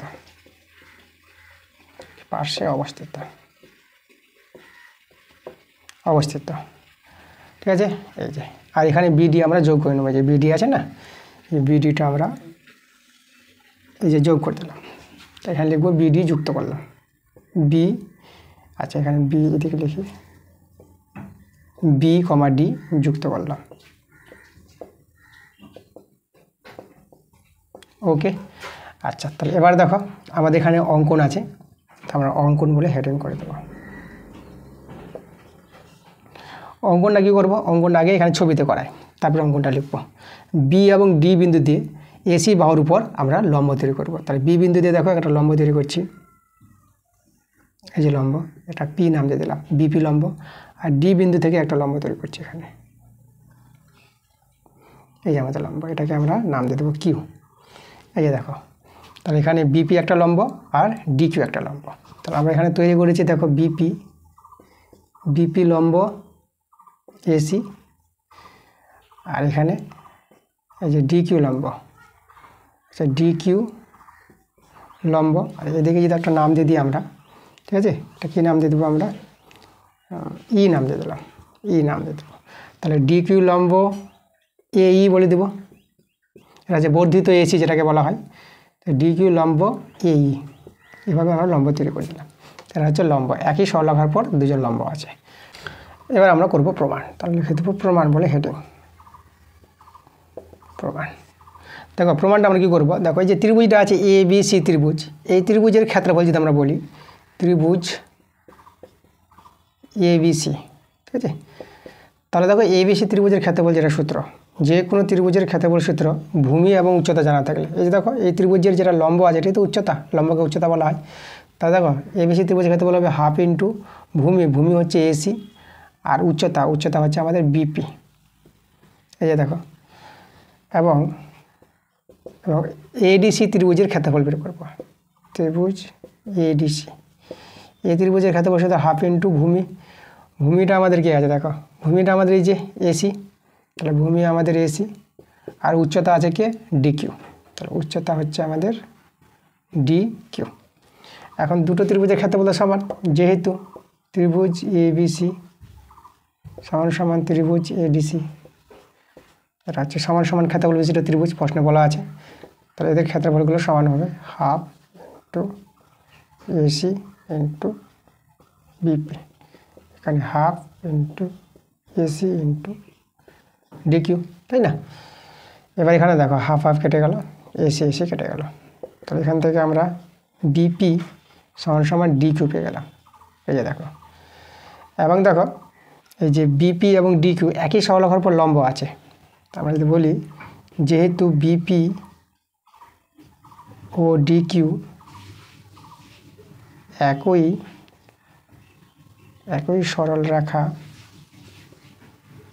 একই সরলরেখার উপর লম্ব, ঠিক আছে, একই সরলরেখার উপর লম্ব। তো একই সরলরেখার উপর যদি লম্ব হয় তাহলে কী হবে দেখো, এই যে বিপি ডিকিউ কী হয়ে যাবে, সমান্তরাল হয়ে যাবে। ঠিক আছে, দুটি লম্ব যদি একই সরলরেখার উপর হয় তাহলে সেই দুটি লম্ব সমান্তরাল হয়ে যাবে। তাহলে অতএব আমরা এখানে বিপি সমান্তরাল বলতে পারবো ডিকিউ। ঠিক আছে, তাহলে দেখো তো বিপি কিউডি, এই যে চতুর্ভুজটা পেলাম, এই চতুর্ভুজের একজোড়া বাহু সমান এবং সমান্তরাল পেয়ে গেলাম। তো আমরা লিখব বিপি কিউডি চতুর্ভুজটা, বিপি কিউডি চতুর্ভুজের কী কী সমান পেয়েছি আমরা, এই চতুর্ভুজের বিপি সমান সমান ডিকিউ এবং বিপি সমান্তরাল ডিকিউ। দেখো তাহলে কোনো চতুর্ভুজের একজোড়া বিপরীত বাহু যদি সমান এবং সমান্তরাল হয়ে যায় তাহলে সেই চতুর্ভুজটা কী হয়ে যাবে, সামান্তরিক। তাহলে এখানে আমরা বিপি কিউডি একটা কী পেয়ে গেলাম, সামান্তরিক।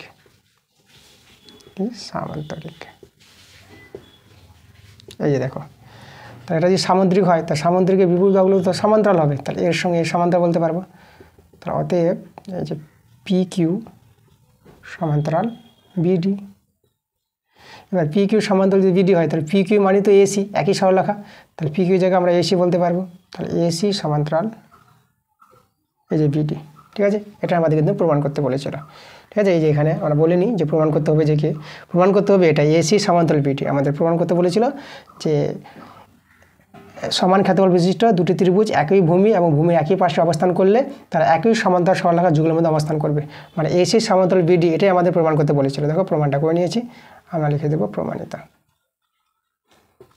এই যে দেখো, এবার দেখো 6 অঙ্কটা, তো 6 অঙ্কটা আমাদের প্রয়োগ আছে। তো দেখো অঙ্কটা বলছে এবিসি সমদ্বিবাহু ত্রিভুজের এবি সমান সমান এসি, বিসি বাহুর উপর ও যে কোনো একটি বিন্দু, ও বিন্দু থেকে এবি এসি বাহুর উপর লম্ব যথাক্রমে বলে দিয়েছে ওপি এবং ও কিউ, বি বিন্দু থেকে এসি বাহুর উপর আবার একটা লম্ব বলেছে বিডি। তা প্রমাণ করতে বলেছে ওপি সমান সমান ওপি প্লাস ও কিউ সমান সমান বিডি, এটা প্রমাণ করতে বলেছে। আচ্ছা চলো ছবিটা এঁকে প্রশ্নটা ভালো করে বুঝবো আমরা।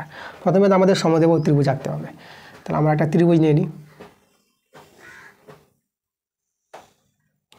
তাহলে আমরা দেখো ত্রিভুজটার নাম দেবো এবিসি।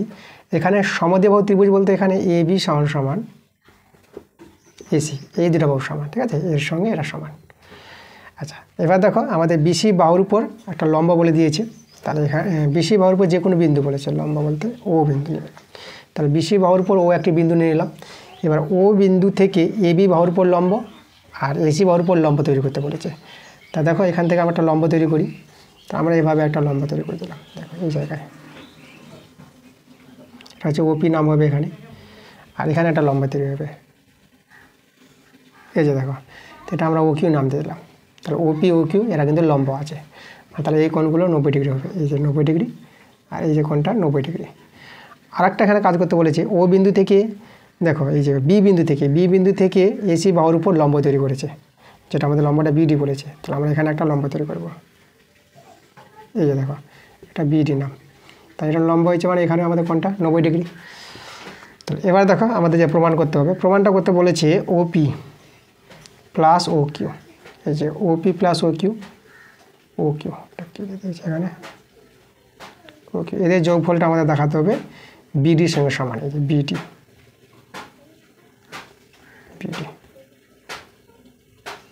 ঠিক আছে, এটা আমাদের প্রমাণ করতে হবে। তো দেখো আমরা প্রমাণটা করে দেখাবো। তাহলে আমরা প্রথমে কি দেখাবো, দেখো আমাদের যে দুটো ত্রিভুজ আছে, এই দুটো ত্রিভুজকে আমরা সদৃশ্য কোণে দেখাই। দেখো তাহলে এই ত্রিভুজের নাম আমরা নিব বিওপি, আর এই ত্রিভুজের নাম আমরা নিয়ে নেব ওসিকিউ। আর এই দুটো ত্রিভুজকে সদৃশ্য কোণে দেখাতে গেলে, সদৃশ্য ত্রিভুজ দেখাতে গেলে আমরা দুটো করে কোণ সমান দেখাবো। দেখো তো এই কোণটা 90 ডিগ্রি আছে, সমান হবে। তাহলে কোণ ওপিবি এই কোণের নামটা বললাম ওপিবি, এটার সঙ্গে সমান হবে এই কোণটা, এই কোণের নাম সিকিউও বলে দেবো, সিকিউও। কেন এরা সমান, এরা দুজনেই 90 ডিগ্রি করে। আর পাবে 1 নম্বর 2 নম্বর। ঠিক আছে, দুটো শর্ত যদি সমান দেখাতে পারি দুটো ত্রিভুজকে সদৃশ্য বলতে পারবো। আচ্ছা 2 নম্বরে সমান বলতে পারবো, দেখো এই যে দেখো এই কোণটা আর এই কোণটা, তাই না, দুটো বাহু সমান, তো দুটো কোণও সমান হবে। ঠিক আছে, যে কোনো ত্রিভুজে দুটো বাহু সমান হলে পরে ঠিক আছে এখান থেকে আমরা দুটো কোণ সমান বলতে পারবো। এই যে কোণ এবিসি সমান সমান কোণ এসিবি।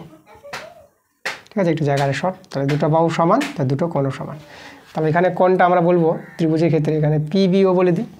তাহলে কোণ পিবিও, ঠিক আছে, এই যে ছোটো এই ত্রিভুজের ক্ষেত্রে পিবিও সমান সমান হয়ে যাবে কোণ, এই কোণটা আমরা কিউসিও বলে দিই, কিউসিও। এরা কিন্তু সমান হবে, যেহেতু সমদ্বিবাহু ছিল দুটো কোণ সমান। তাহলে এখন আমরা দেখো দুটো ত্রিভুজ সদৃশ্য হয়ে যাবে। ত্রিভুজ বিওপি সদৃশ্য চিহ্ন এভাবে দিবা, যে সদৃশ্য ঢেউ খেলানো। ত্রিভুজ ওসিকিউ, এই দুটো ত্রিভুজ সদৃশ্য। এবার সদৃশ্য ত্রিভুজে অনুরূপ বাহুগুলো কী হবে? অনুরূপ বাহুগুলো অনুপাত সমান হয়। তা দেখো তো আমরা এখানে নিব, এই যে দেখো ওপি বাই ও কিউ নিচ্ছি। তাহলে ওপি বাই ও কিউ এই দুটো ভাগ অনুপাত করলাম, এরা সমান হবে। দেখো এই যে আমরা বলবো যে ওবি বাই ওসি, তা আমরা এখানে নেব ওবি বাই ওসি, তাই না? দুটো ত্রিভুজে অনুরূপ বাহুগুলোর অনুপাত আমরা সমান দেখাতে পারবো। তাহলে এখান থেকে দেখো তো আমরা যদি ওপির মানটা বের করে নিই, তাহলে ওপির মানটা হয়ে যাবে ও কিউ ইন্টু ওবি, আমরা ওবি লিখব, ওবি সমান সমান ওসি। এই দেখো আমাদের 1 নম্বর। ওকে, আচ্ছা, তাহলে ওপির মানটা আমরা বের করে নিলাম। এবার চলে যাব অন্য দুটো ত্রিভুজ। এই ত্রিভুজটা ঠিক আছে, এই যে ও সি কিউ এই ত্রিভুজটা, আর আমরা এই ত্রিভুজটা নিব বি সি ডি এই ত্রিভুজটা, বড় ত্রিভুজটা। এই দুটো ত্রিভুজকে আমরা সদৃশ্য দেখাবো, দুটো কোণ 90 ডিগ্রি আছে। তো আমরা ত্রিভুজ তুলে নিব। প্রথমে নিচ্ছি আমরা ও সি কিউ, ও ত্রিভুজ বড় ত্রিভুজটা বিসিডি, ঠিক আছে, এত এর। তাহলে এই দুটোকে সদৃশ্য দেখাতে গেলে আবার দুটো শর্ত। দেখো এই দুটো কোণ 90 ডিগ্রি আছে, এই ত্রিভুজ এই কোণটা, এই ত্রিভুজ এই কোণটা 90 ডিগ্রি। তারপরে আমরা সি কিউও বলে দেবো, সি কিউও সমান সমান, আর এই কোণটা আমরা সিডিবি বলে দিই, সিডিবি। ঠিক আছে, এই দুটো কোণ কত আছে? 90 ডিগ্রি। তো 2 নম্বর শর্ত। 2 নম্বর শর্ত দেখো তো, এই যে আছে কোণটা, এই যে সি কোণটা মানে ও সি কিউ কোণটা, দুটো ত্রিভুজেরই একই কোণ। তাহলে আমরা এখানে ও সি কিউ কোণটা একই কোণ আছে, এই যে বিসিডি, বি লিখব বিসিডি, দুটো কোণ একই কোণ, এরা সমান হয়ে গেল। দেখো তাহলে আমরা এই যে দুটো ত্রিভুজকে সদৃশ্য বলে দেবো, ত্রিভুজ ও সি কিউ সদৃশ্য চিহ্ন এভাবে, ত্রিভুজ বিসিডি। এবার দুটো ত্রিভুজ সদৃশ্য হলে আবার তাদের অনুরূপ বাহুগুলো কী হবে? অনুরূপ বাহুগুলোর অনুপাত সমান হবে আমাদের। আচ্ছা, তাহলে আমি কোথায় দেখাবো? এই জায়গা দেখালে। তাহলে অতএব দেখো আমরা ও কিউ বাই বিডি, এই যে নিচে দেখো ও কিউ বাই বিডি, এই যে অনুরূপ বাহুর অনুপাত, আর ওসি বাই বিসি নিয়ে নিচ্ছি আমরা, ওসি বাই বিসি। সেই দুটো ত্রিভুজ থেকে নিতে হবে, ঠিক আছে, যে দুটো ত্রিভুজ সদৃশ্য সেই দুটো থেকেই নিয়েছি আমরা অনুরূপ বাহুগুলির অনুপাত, ওসি বাই বিসি। দেখো আমরা সমান বলতে পারবো। ওকে, আচ্ছা, তাহলে এখান থেকে আমরা দেখো ও কিউর মানটা বের করে নিই। তাহলে ও কিউর মানটা বের করবো না, বিডির মানটা বের করবো। তাহলে এখানে আমরা ওটা উল্টো করে লিখি, বিডি বাই ও কিউ, এটা বিসি বাই ওসি হয়ে যাবে। ঠিক আছে, তাহলে এখান থেকে যে বিডির মানটা বের করি কত হবে? আচ্ছা, আমরা এই জায়গাটা একটু প্লেস করবো, একটু মুছে দিই জায়গাটা। চলো একটু জায়গাটা প্লেস করলাম। তাহলে এখান থেকে আমরা যদি বিডির মানটা বের করতে চাই, বিডি সমান কত হবে? দেখো ও কিউটা গুণ হয়ে যাবে, ও কিউ ইন্টু এই যে বিসি বাই ওসি হয়ে যাবে, বা বিডি সমান হবে, ও কিউটা রেখে দিলাম। এবার দেখো তো এই যে বিসির জায়গায় কী বসাবো? বিসিকে আমরা এই যে ওবি যোগ ওসি করতে পারবো, এটাকে আমরা ওবি যোগ ওসি করে দিলাম, আর নিচে তো ওসি আছে, বা বিডি। তাহলে এখানে ও কিউ বাইরে থাক, এখানে দেখো এখানে আমাদের ওবি বাই ওসি, আর এটা ওসি কেটে যাবে। তাহলে আমরা এখানে একবারে 1 করে দিলাম। ঠিক আছে, এই যে এটা বা এটা তো কেটে গিয়ে 1 হয়ে যাবে। আচ্ছা, বা এখানে বর্ডার মেরে দিই আমরা। তাহলে বিডি এটা O Q into OB by OC, আর এখানে ও কিউটা গুণ হয়ে যাবে। এবার দেখো এই যে 1 নং এই মানটা আমাদের বের করে রেখেছে, দেখো O Q into OB by OC, এর জায়গায় আমরা কি ওপি লিখতে পারবো। তা কোথায় লিখবো আমরা? চলো এখানে লিখি আমরা, এই জায়গাটা কাজে লাগাই, বা বিডি বিডির মান বেরোচ্ছে। এই যে ও কিউ, না এর মানটা বসিয়ে দিই, দেখো এর জায়গায় মানটা বসিয়ে দেবো কত, এটা আমরা বসিয়ে দেবো ওপি, এটা আমাদের ওপি হয়ে যাবে, ওপি আর প্লাস ও কিউ, দেখো প্রমাণটা চলে আসলো। ওটা থেকে আমরা 1 নং থেকে নিলাম, এই যে দেখো এর মানটা আমরা ওপি বসিয়ে দিয়েছি। তো এখানে বলে দেবো 1 থেকে, তাহলে আমরা এটাকে শুধু কি প্রমাণিত লিখে দেবো, তাতে প্রমাণিত।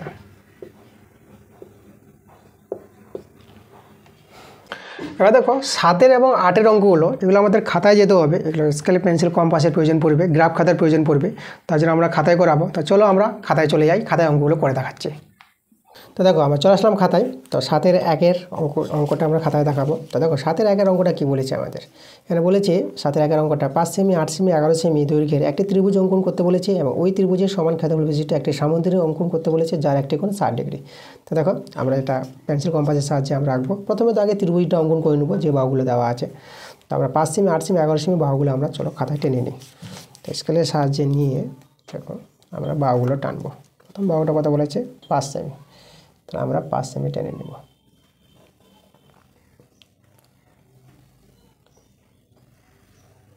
পাঁচ সেমি টানলাম। তারপরে কথা বলেছে আমাদের বলেছে 8 সেমি, তাই যে আমাদের 8 সেমি।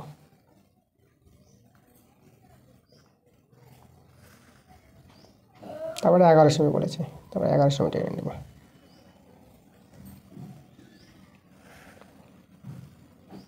এই যে আমাদের 11 সেমি, ঠিক আছে। প্রথমটা ছিল আমাদের 5 সেমি, এটা আমাদের 8 সেমি, আর এটা আমাদের 11 সেমি। এবার যেদিকে আমরা একটা বড় করে সরলরেখা টেনে নেব, এই যে যের মতো করে নিয়ে একটা বড় করে সরলরেখা টেনে নেব। এখন ত্রিভুজটা তৈরি করব। তো আমরা প্রথমে বড় বাহুটার মাপ যেটা 11 সেমি আছে সেটা পেন্সিল কম্পাসের সাহায্যে মাপটা নিয়ে নেব। নিয়ে নিলাম, নিয়ে এবার এখানে বসিয়ে দাও। সরলরেখাটা আমরা টেনেছি, এখানে বসিয়ে সরলরেখাটা আমরা কেটে নিচ্ছি। তারপরে 8 সেমির মাপটা নিয়ে নাও। তাহলে 8 সেমির মাপটা নিয়ে নেব। 8 সেমির মাপটা নিয়ে এই যে এখানে, এবার এই দিকে সেখানে বসিয়ে আমরা একটা বৃত্তচাপ বড় করে তৈরি করে নাও। এই যে আমাদের একটা বৃত্তচাপ করে নিলাম। এবার 5 সেমির মাপটা নিয়ে নাও। এই যে 5 সেমির মাপটা নিয়ে এখানে বসিয়ে এই জায়গায় বসাবো। ওই যে বৃত্তচাপটা হয়েছে আমাদের, বৃত্তচাপটাকে কেটে দাও। আর যে বিন্দুটা পেলাম এই বিন্দুগুলো যোগ করবো, ত্রিভুজটা তৈরি হবে। দেখো তাহলে আমরা চলো এই বিন্দুটা যোগ করি, এই বিন্দুটা আর এই বিন্দুটা, দেখো আমরা এভাবে যোগ করে দেবো। আর এই বিন্দুটা আর এই বিন্দুটা যোগ করি, ত্রিভুজটা তৈরি হবে।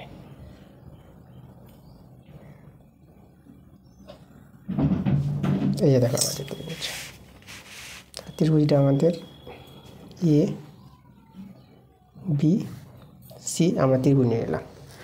এখন কি করব, এই যে বিসি বাহুর সমান্তরাল সরলরেখা এই বিন্দু থেকে একটা সরলরেখা তৈরি করব। তো সমান্তরাল সরলরেখা তৈরি করার জন্য দেখো আমরা এই যে বি কোণটাকে এই বিন্দুতে তৈরি করব। তাহলে একটা কোণকে অন্য জায়গায় স্থাপন করার নিয়মটা দেখো, বি কোণটাকে, তার জন্য আমরা কী করব, এই যে বি কোণটাকে যে কোনো মাপ নিয়ে, এটা যে কোনো মাপ নিয়ে দেখো কীভাবে করে, এই যে এভাবে করে কেটে দিলাম একটা বৃত্তচাপ। আর এই মাপটা নিয়ে চলে যাও এইতে আমরা বসিয়ে মাপটা ওটাই রেখেছি, একদম যেটা মাপ নিয়েছি সেই মাপটা নিয়ে এভাবে করে এখান থেকে নিয়ে কেটে দাও এভাবে। এবার এই যে বিতে যে এখানে বৃত্তচাপটা হয়েছিল সেই বৃত্তচাপটার মাপটা নিয়ে নাও। নেওয়ার পর এখানে যে কেটেছিলাম আমরা এই জায়গায় এখানে বসাবা, বসিয়ে যতটা বৃত্তচাপটা নিয়েছ ততটা নিয়ে কেটে দাও। এই যে একটা বিন্দু পেলাম, এই বিন্দুটা আমাদের দরকার, এই বিন্দুটা আর এই বিন্দুটা একদম যোগ করে দাও বড়ো করে। আচ্ছা আমাদের এই যে ডান দিকে একটু বড় করতে হবে, এই দিকটা আমাদের দরকার সরলরেখাটা। এই দেখো এভাবে নিয়ে এই দেখো বড় করে টেনে দিলাম। আমরা কিন্তু দেখো বিসি এর সমান্তরাল সরলরেখা অঙ্কন করে নিয়েছি। এখন আমরা কি করব, এই যে বিসিকে সমদ্বিখণ্ডিত করব। চলো সমদ্বিখণ্ডিত দেখো কীভাবে করা হয়। তাহলে বিসিকে সমদ্বিখণ্ডিত করার নিয়মটা, এই যে বিসির অর্ধেকের বেশি নিয়ে একটা মাপ নিয়ে নাও। নিয়ে এইদিকে একটা বৃত্তচাপ, এইদিকে একটা বৃত্তচাপ, আর এইদিকে একটা বৃত্তচাপ। মনে রাখবা কোথায় করছে বৃত্তচাপটা। এবার সিতে বসাবা, ওই মাপটা নিয়ে সিতে চলে আসলাম। দেখো সিতে বসিয়ে যে বৃত্তচাপটা পেয়েছিলাম কেটে দেবো, আর এইদিকে বৃত্তচাপটা কেটে দেবো, যেটা বৃত্তচাপ তৈরি হয়েছিল। এই যে দেখো, মনে রাখবা কোনটা বৃত্তচাপ ছিল আমাদের। এই যে আমাদের বিন্দুটা, আর এখানে এই যে বিন্দুটা, স্কেল দিয়ে এই দুটো বিন্দুকে যোগ করে দেবো। এই যে দেখো, একদম স্কেল বসিয়ে এই দুটো বিন্দুকে আমরা যোগ করছি। আমরা বিসি বাহুর সমদ্বিখণ্ডিত তৈরি হয়ে গেছে। এর নাম আমরা ডি দিয়ে দিলাম, এই বিন্দুটা কত দিলাম, ডি নাম দিয়ে দিলাম। আচ্ছা, এখন দেখো আমাদের 60 ডিগ্রি কোণ পড়েছে, তো এই 60 ডিগ্রি কোণটা আমরা এখানে তৈরি করব। তো প্রথমে চাঁদার সাহায্যে 60 ডিগ্রি কোণটা আমরা একটা জায়গায় তৈরি করে নিই। এই জায়গায় আমরা করে নিচ্ছি। দেখো, তো 60 ডিগ্রি কোণটা আমরা সহজে তৈরি করতে পারবো। এটাই ব্যাপারটা, রেখা নিয়ে নেব, আর এখান থেকে তৈরি করি এই বিন্দুতে। তো এখানে বসাবো, চাঁদাটা বসিয়ে কোণ যেভাবে তৈরি করো ঠিক পয়েন্টে পয়েন্টে মিলিয়ে, রেখাটা মিলিয়ে 60 ডিগ্রি কোণটা এভাবে তৈরি করে নাও। চাঁদার সাহায্যে আমরা 60 ডিগ্রি কোণটা তৈরি করে দিলাম। এই কোণটা হচ্ছে আমাদের 60 ডিগ্রি। এখন কি করব, কম্পাসের সাহায্যে, রুল কম্পাসের সাহায্যে এই কোণটাকে আমরা এই ডি বিন্দুতে স্থাপন করব। আমাদের সামুদ্রিক করতে বলেছে, একটা কোণ বলেছে 60 ডিগ্রি, তাই 60 ডিগ্রি কোণটাকে আমরা নিব। দেখো, এটা কোণ স্থাপন করা নিয়মটা শিখালাম। আবার দেখো নিয়মটা, যে কোনো মাপ নিয়ে আমরা একটা কী করবো, বৃত্তচাপ বানাবো। এই দেখো, ওটা মাপ নিয়ে ডিতে বসাবো, বসিয়ে দেখো ঘুরিয়ে দিচ্ছি। এই যে দেখো, এবার এই জায়গার মাপটা নিয়ে নাও, বৃত্তচাপটা কতটা আছে, এই একই আছে। এবার এখানে বসিয়ে এই দেখো কাটিয়ে দিলাম। এই যে আমরা বিন্দুটা পেলাম, এই বিন্দুটা আর ডি বিন্দুটা আমরা স্কেলের সাহায্যে যোগ করে দেব। তাহলে এই দেখো, স্কেলের সাহায্যে যোগ করব। কতটা যোগ করব, যেখান থেকে এই যে আমাদের সমান্তরাল সরলরেখাটা আছে সেখান থেকে যোগ করছি আমরা। এই যে যোগ করে দিলাম, একদম এর কাছে পেয়েছি। তাহলে এখানে একটা বিন্দুর নাম দিয়ে দেবো, এই বিন্দুটা আমরা ই নাম দিয়ে দিলাম। এর পাশে আছে, একদম এ নয়, একটা এর পাশে আছে ই বিন্দু। এবার কী করবো, দেখো চলে এসেছে আমাদের কাজটা। এবার আমরা ডিসির মাপটা নেব। এই ডিসির মাপটা নিয়ে ইতে বসিয়ে এদিকে একটা এই যে সমান্তরাল সরলরেখাটাকে কেটে দেবো মাপ। তার নাম আমরা এফ দিয়ে দিলাম, ঠিক আছে, এটা আমাদের এখানে টি আছে নামটা। এখন সিএফটা যোগ করে নেব। এই যে আমাদের সিএফ, এভাবে সিএফ যোগ করে দিলাম। দেখো আমাদের কিন্তু সামুদ্রিকটা তৈরি হয়ে গেছে। এবিসি ত্রিভুজের সমান ক্ষেত্রফল বিশিষ্ট যে সামুদ্রিকটা পেলাম, ইডিসিএফ, এই যে সামুদ্রিকটা তৈরি হলো, এটা আমাদের নির্ণয় সামুদ্রিক। এই যে ইডিসিএফ সামুদ্রিকটা। ওকে, চলো আমরা এখানে শুধু লিখে দিই কী করলাম। অতএব আমরা ত্রিভুজ এবিসি এর সমান ক্ষেত্রফল বিশিষ্ট একটা সামুদ্রিক তৈরি করেছি। সামন্তরিক আকার হবে, সামন্তরিক তৈরি করে। সামুদ্রিকের নামটা আমরা বলে দেবো, এই যে সামুদ্রিকের নামটা যেটা বলবো ইডিসিএফ, ইডিসিএফ, এই সামুদ্রিকটা আমরা তৈরি করে দিলাম। দেখো এভাবে করে তোমরা এখানেও যেভাবে আমি দেখালাম আজ তোমরা কিন্তু আঁকতে পারবা। ওকে, এবার আমরা চলে যাবো পরের অঙ্কটা। দেখো পরের অঙ্কটা আমাদের কি বলেছে, সাথে 2 নম্বরটা। সাথে 2 নম্বর আমরা বলেছি এবিসিটি একটি আয়তক্ষেত্র অঙ্কন করতে বলেছে, যার এবি 4 সেমি এবং বিসি 6 সেমি, এবং এই এবিসিটি আয়তক্ষেত্রের সমান ক্ষেত্রফল বিশিষ্ট একটি ত্রিভুজ অঙ্কন করতে বলেছে। তা প্রথমে তো আমাদের আয়তক্ষেত্র অঙ্কন করতে হবে। তো চলো আমরা আয়তক্ষেত্র অঙ্কন করে দেখাবো, সাথে 2 নম্বরটা। আচ্ছা চলো আবার সাথে 2 নম্বরটা, 7-এর 2 নম্বর। তো আমরা কী করবো, যে বাহুগুলো দেওয়া আছে আয়তক্ষেত্রের, তার বাহুগুলো আমরা টেনে নেব। এবি 4 সেমি আছে, তাহলে এবি আমরা 4 সেমি টেনে নিচ্ছি। 4 সেমি, দেখো এবি এখানে আছে 4 সেমি, এর নাম আমরা এবি দিয়ে দিলাম, এবি 4 সেমি। তারপর আমাদের এখানে বিসি 6 সেমি বলেছিল, চলো বিসি তৈরি করি 6 সেমি। এখানে কেটে দেবো বিসি, এটার নাম দিয়ে দেবো বিসি, বিসি আমাদের 6 সেমি। ওকে, আচ্ছা এবার দেখো আয়তক্ষেত্র রাখতে গেলে আমাদের 90 ডিগ্রি কোণের প্রয়োজন পড়বে। চলো আমরা একটা যে কোনো সরলরেখা আগে টেনে নিই। এই যে দেখো এবার টেনে নিলাম একটা সরলরেখা। এবার এখানে 90 ডিগ্রি কোণটা তৈরি করব। এটা আমরা চাঁদা সাহায্যে তৈরি করলেও হবে। তো চলো আমরা চাঁদা সাহায্যে 90 ডিগ্রি কোণটা তৈরি করে দিচ্ছি। তোমরা চাঁদা সাহায্যে এবং কম্পাসের সাহায্যে করতে পারো যে কোনো। তো এখানে আমরা চাঁদা সাহায্যে করব। এই দেখো আমরা এখানে 90 ডিগ্রি কোণটা, এই যে দেখো 90 ডিগ্রি কোণটা, এই 90 ডিগ্রি কোণটা আমরা তৈরি করে দিলাম। আচ্ছা, তাহলে এখানে আমাদের বাহুগুলো দেখো আমরা যে তৈরি করবো আয়তক্ষেত্রটা। আর প্রথমে এই যে বিসি, তো বিসির মাপটা নিয়ে নিলাম, এই যে বিসির মাপটা নিয়ে নিলাম। আমরা প্রথমে এদিকে বিসি করে দিলাম, এই যে বিসি, ঠিক আছে। তার নাম দিয়ে দিই আমরা বিসি, বিসি নাম দিয়ে দিলাম। এই দেখো বিসি আমরা কেটে নিয়েছি, বিসি নাম দিয়ে দিলাম। এখন আমরা এ বির মাপটা নেব, এ বির মাপ। এখন এ বির মাপ নিয়ে কী করবো, এই যে বিতে বসাবো, এ বি, তার বিতে বসিয়ে এদিকে কেটে দিলাম। এবার দেখো এই বাহুটা এদিকে আসবে, তো আমরা সিতে বসিয়েও ওই একই মাপটা নিয়ে একটা বৃত্তচাপ করে দেবো। আবার বিসির মাপ নিব, বিসির মাপটা নিয়ে এই যে এখানে কেটেছিলাম এই বিটা, এখানে বসে এই বৃত্তচাপটাকে কেটে দাও। সেটা তো আমরা এ বি, এটা এ পাবো এ। এবার এটা আমরা ডি বিন্দু পাবো, ঠিক আছে। এ বি সি ডি আমাদের আয়তক্ষেত্র আছে, তাহলে এখানে যোগ করে দেবো। এইভাবে যোগ করবো আয়তক্ষেত্রটা। এখানে আমাদের বিন্দু আছে, বিন্দুটা দিয়ে দিলাম, এভাবে যোগ করে দাও। আর এইটা যোগ করে দাও, এখানে আমাদের বিন্দু আছে,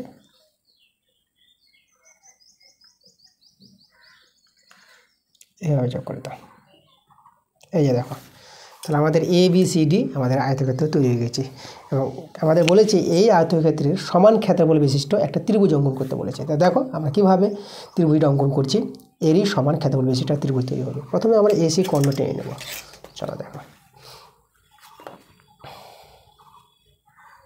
এসি কর্ণটা টেনে নেব। ওকে, এসি কর্ণ টানার পর আমরা এসি কর্ণের সমান্তরাল সরলরেখা এখান থেকে একটা তৈরি করব। তার জন্য দেখো সমান্তরাল সরলরেখা তৈরি করার জন্য এসি এর সমান্তরাল সরলরেখা, তো এসি কর্ণের মাপটা নিয়ে নেবা। এসি কর্ণের মাপটা নিয়ে নিলাম, মাপটা নিয়ে ডিতে বসাবো। এই যে ডিতে বসিয়ে, এই দেখো একটু দেখাতে হবে, ডিতে বসিয়ে একদম এই দিকে একটা বৃত্তচাপ তৈরি করবো, একটু বড় করে, একটু বড় করে বৃত্তচাপ তৈরি করে নাও।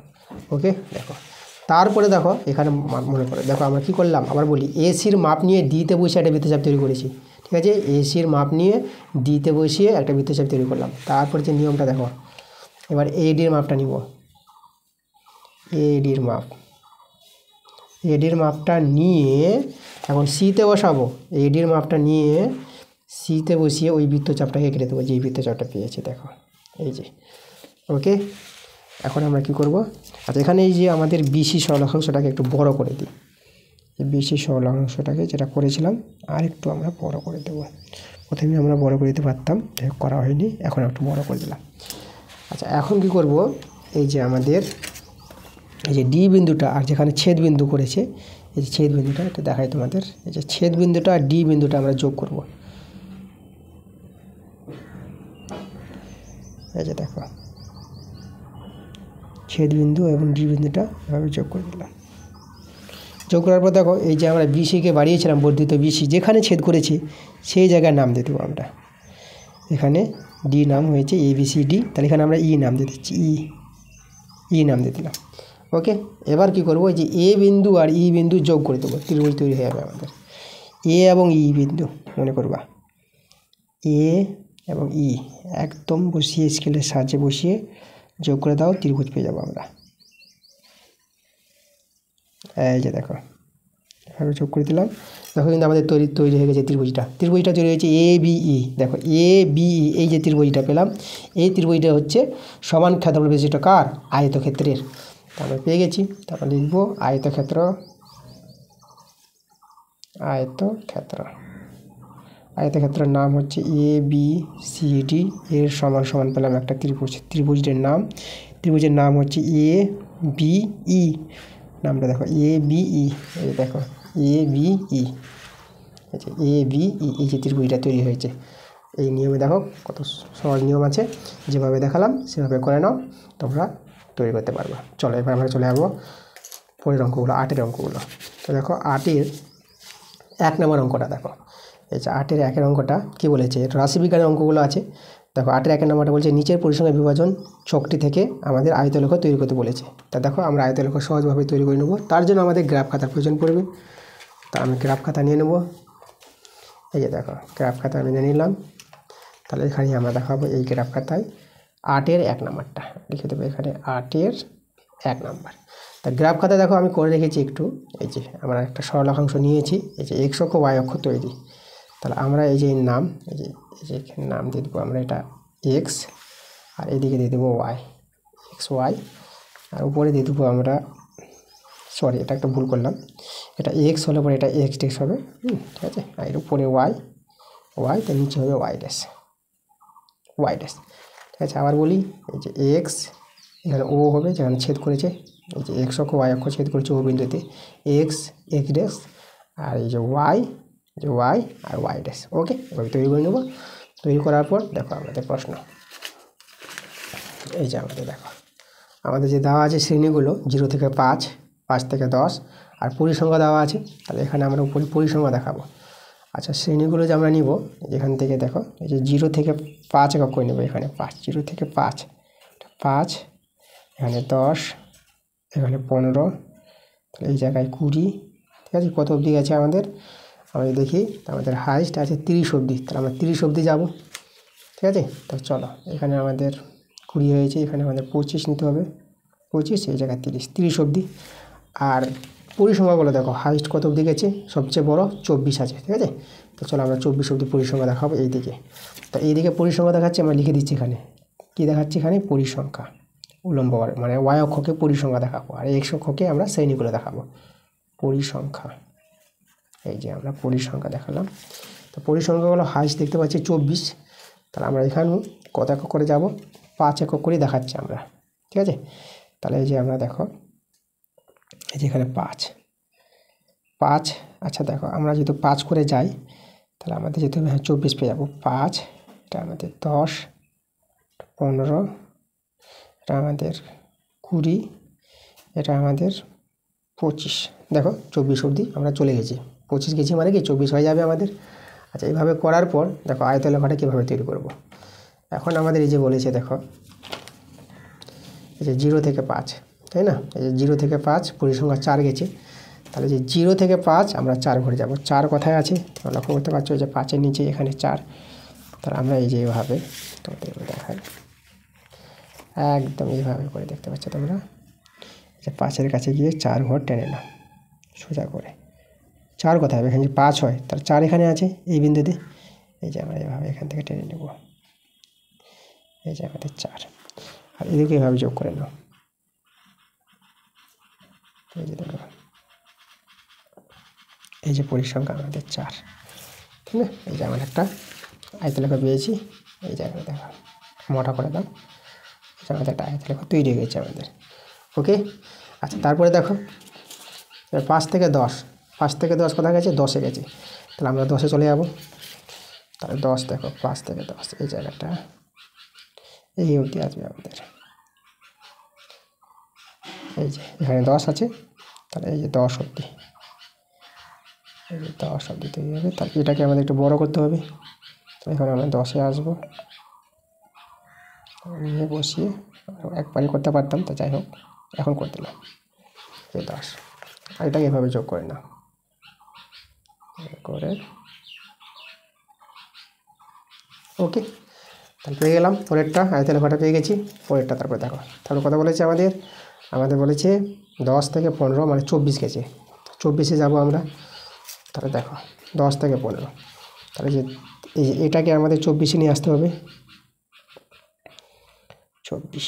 তাহলে আমাদের 24 কোথায় হবে দেখো, এই 25 এখানে, তাহলে 24 এক ঘর কমে যাবে নিচে এই জায়গায়। তাহলে এই অবধি দিকে টেনে নিচ্ছি আমরা, এই যে দেখো। আর যে 10 থেকে 15টা যাবে আবার 24-এ, এই যে এখানে হালকা আছে মোটাটা আছে, এটা দেখে নেবা এই জায়গায় দেখো দাগ মেরে দিলাম, এই যে এটা। তাহলে এই যে 10 থেকে 15 আমাদের 24 চলে এসেছে। আর এটা যোগ করে দেবো এইভাবে, এটা এইভাবে যোগ করে দাও। দেখো একটা আয়তলেখা তৈরি হয়ে গেছে আমাদের। এবার আমাদের বলেছে 15 থেকে 20, 15 থেকে 20 12। তো চলো আমরা 15 থেকে 20 12 যাব। তাহলে এই যে আমাদের 20 12 আসতে হবে। তাহলে 12 কোথায় পাবো দেখে নাও, এখানে যদি 10 হয় তাহলে 2 ঘর যাও, 11 12, তাহলে এই জায়গায় 12 আছে। এই যে তাহলে আমরা এখান থেকে এই যে 12 টেনে নিলাম, এই 12, ঠিক আছে। তাহলে এই যে আমাদের 12 দেখো, তাহলে এখানে যদি 12 হয় তাহলে আমরা এই যে 15 থেকে 20 12, তাহলে এই যে এখানে 12টা লক্ষ্য করো তো, এই জায়গায় 12টা এখানে বিন্দু দিয়ে দিলাম, আর এই দুটো বিন্দু যোগ করে দেবো। এই যে দেখো, এই যে 15 থেকে 20 কত, এই যে আমাদের পরিসংখ্যা 12 আমরা তৈরি করে নিয়েছি আয়তলেখা। তারপরে দেখো আমাদের বলেছে 20 থেকে 25, 20 থেকে 25 আমাদের কত পরিসংখ্যা 20 আছে। তাহলে আমাদের 20 থেকে 25, তাহলে যে 20কে আমাদের বাড়াতে হবে, এটাকে 20 অবধি যেতে হবে। তাহলে বাড়িয়ে নিচ্ছি আমরা, তাহলে 20 অবধি দেখো এই হয়ে আছে, এই যে 20 আমাদের। তাহলে এখান থেকে আমরা বাড়িয়ে নিব, বাড়িয়ে নিল। আর 25 এটাকে আমরা 20 কাছে যাব, এভাবে গিয়ে এই যে আমাদের 20 এখান থেকে গিয়ে এই যেভাবে যোগ করতে পারি। দেখো করে এই যে দেখো যোগ করে দিলাম। ওকে, তাহলে আমাদের হয়ে গেছে 20 থেকে 25 চলে গেছে পরিসংখ্যায় 20-তে। এবার দেখো শেষে আরেকটা আছে 25 থেকে 30 8। তো চলো 25 থেকে 30 8, তাহলে 25 তো হয়ে গেছে, আমরা এখানে 30টা তৈরি করব। তাহলে দেখো 8-8-এ যাবো, মানে এখানে 10 যদি হয় 2 ঘর কমাও, 9 8, তাহলে এই জায়গায় 8, তো এটাও আমাদের 8, এখানে বিন্দু করে দিলাম, এখানে যোগ করতে হবে আমাদের। তাহলে এইভাবে বসিয়ে এই যে দেখো, এই যে প্রত্যেকটা আয়তলেখা আমরা দেখো সুন্দর করে তৈরি করে দিয়েছি। বাস এই যে দেখো, এই যে ঠিক আছে, একদম তৈরি হয়ে গেছে। শুধু তোমরা একটু লিখে দাও এই জায়গাটাতে, তোমরা লিখতে পারো যে x অক্ষ বরাবর, দেখো x অক্ষ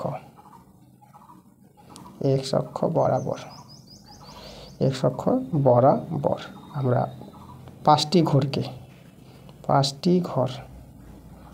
ঘর সমান কত নিয়েছি, 5 এককে নিয়েছি, 5 একক।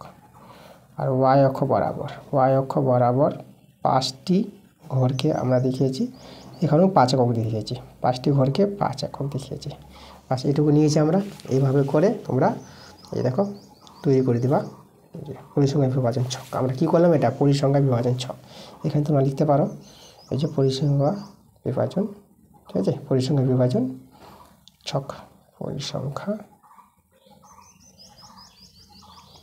বিভাজন, ঠিক আছে, বিভাজন আয়তলেখা করে নেব, আয়তলেখা। বাস এভাবে করে দিয়ে দেখো আমাদের এভাবে যেভাবে দেখালাম এভাবে তোমরা করে নেবা, সহজভাবে তোমরা কিন্তু করতে পারবা, কোনো সমস্যা নেই। এবার চলে যাবো আমরা পরেরটাতে। এবার দেখো 8-এর 2 নম্বরটা। দেখো 8-এর 2 নম্বর কী বলেছে, বলছে মারিয়া একটি হাসপাতালে 300 জন রোগীর বয়স নিচের ছকে লেখা হলো। দেখো হাসপাতালে 300 জন রোগীর বয়স আমাদের দেওয়া আছে এখানে। তো আমাদের কী বলেছে, এই যে প্রদত্ত তথ্যগুলির বৃহত্তর সূচক কর্মযোগী পরিসংখ্যা বিভাজন তালিকা তৈরি করতে বলেছে। তো দেখো খুবই ভালো সব অঙ্কগুলো সহজভাবে হয়ে যাবে, তোমাদের আমি দেখাবো। দেখো 8-এর 2 নম্বর অঙ্কটা আমি তোমাদের দেখাবো।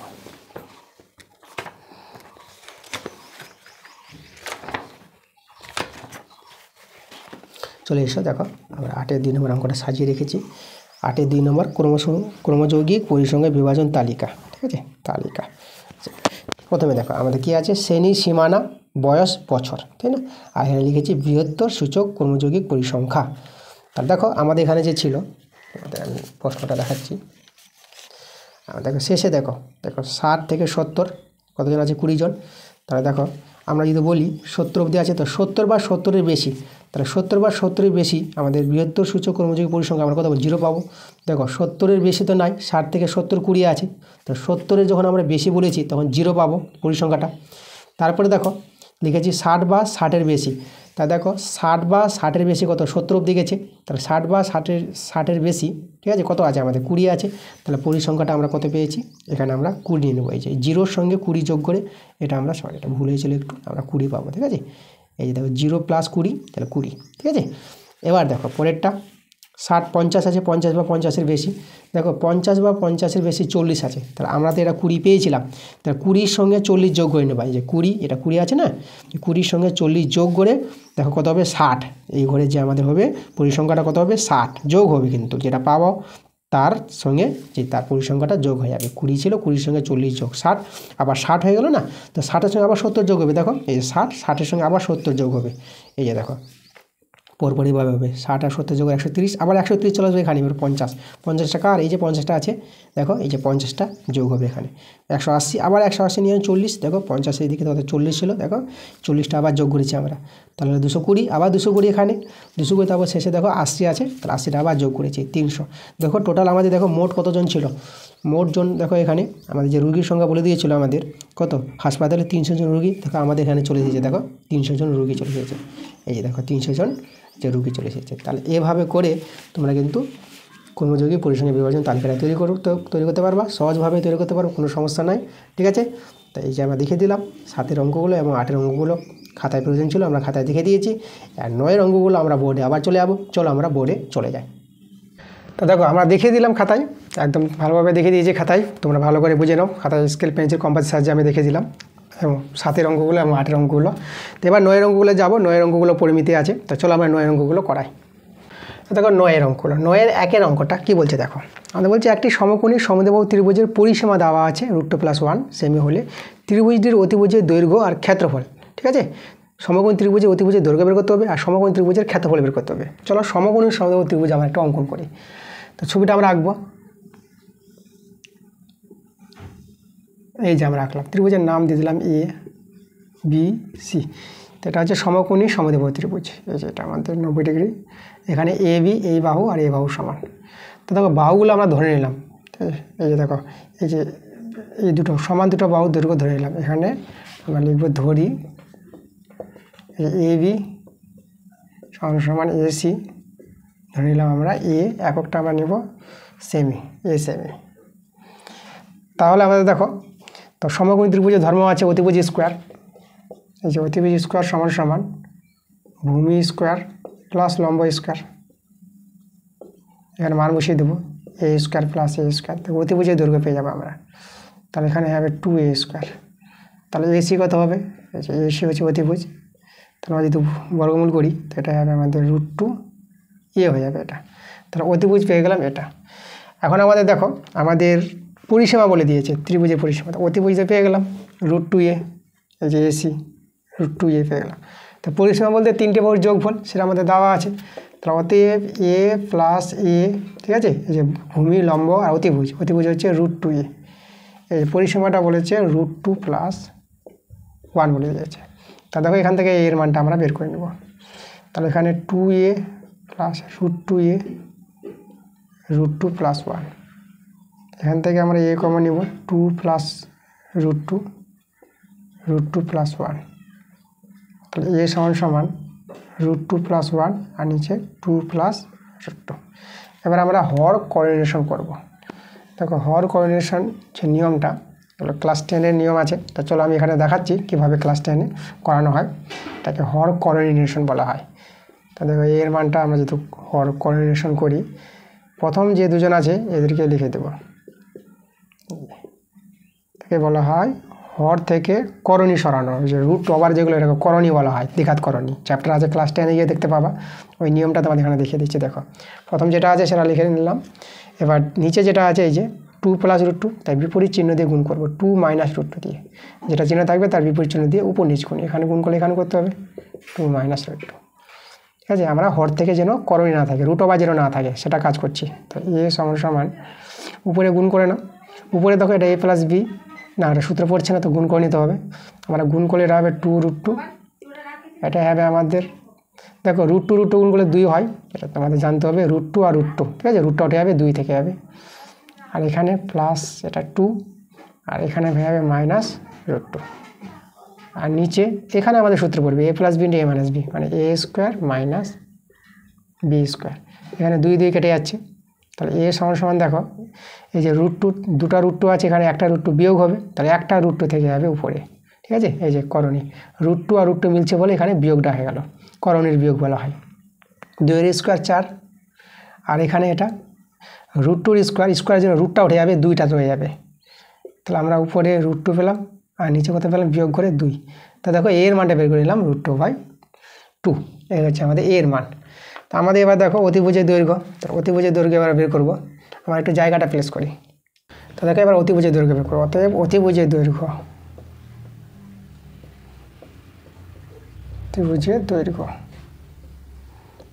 বের করতে বলেছিল। অতিভুজের দৈর্ঘ্যটা কত পেয়েছিলাম, √2a পেয়েছিলাম। তাহলে এর মান তো পেয়ে গেলাম, √2, এর মান কত, √2/2। তাহলে এখানে দেখো √2 গুণ করলে 2 হয়, আমরা জানি। তো এটা 2 কেটে দেবো, আমরা 1 পেয়ে যাবো, এই যে 1 সেমি। তাহলে অতিভুজের দৈর্ঘ্য পেয়ে গেলাম 1 সেমি। এবার সেই ত্রিভুজটির ক্ষেত্রফল বের করতে বলেছিল। অতএব ত্রিভুজের ক্ষেত্রফল,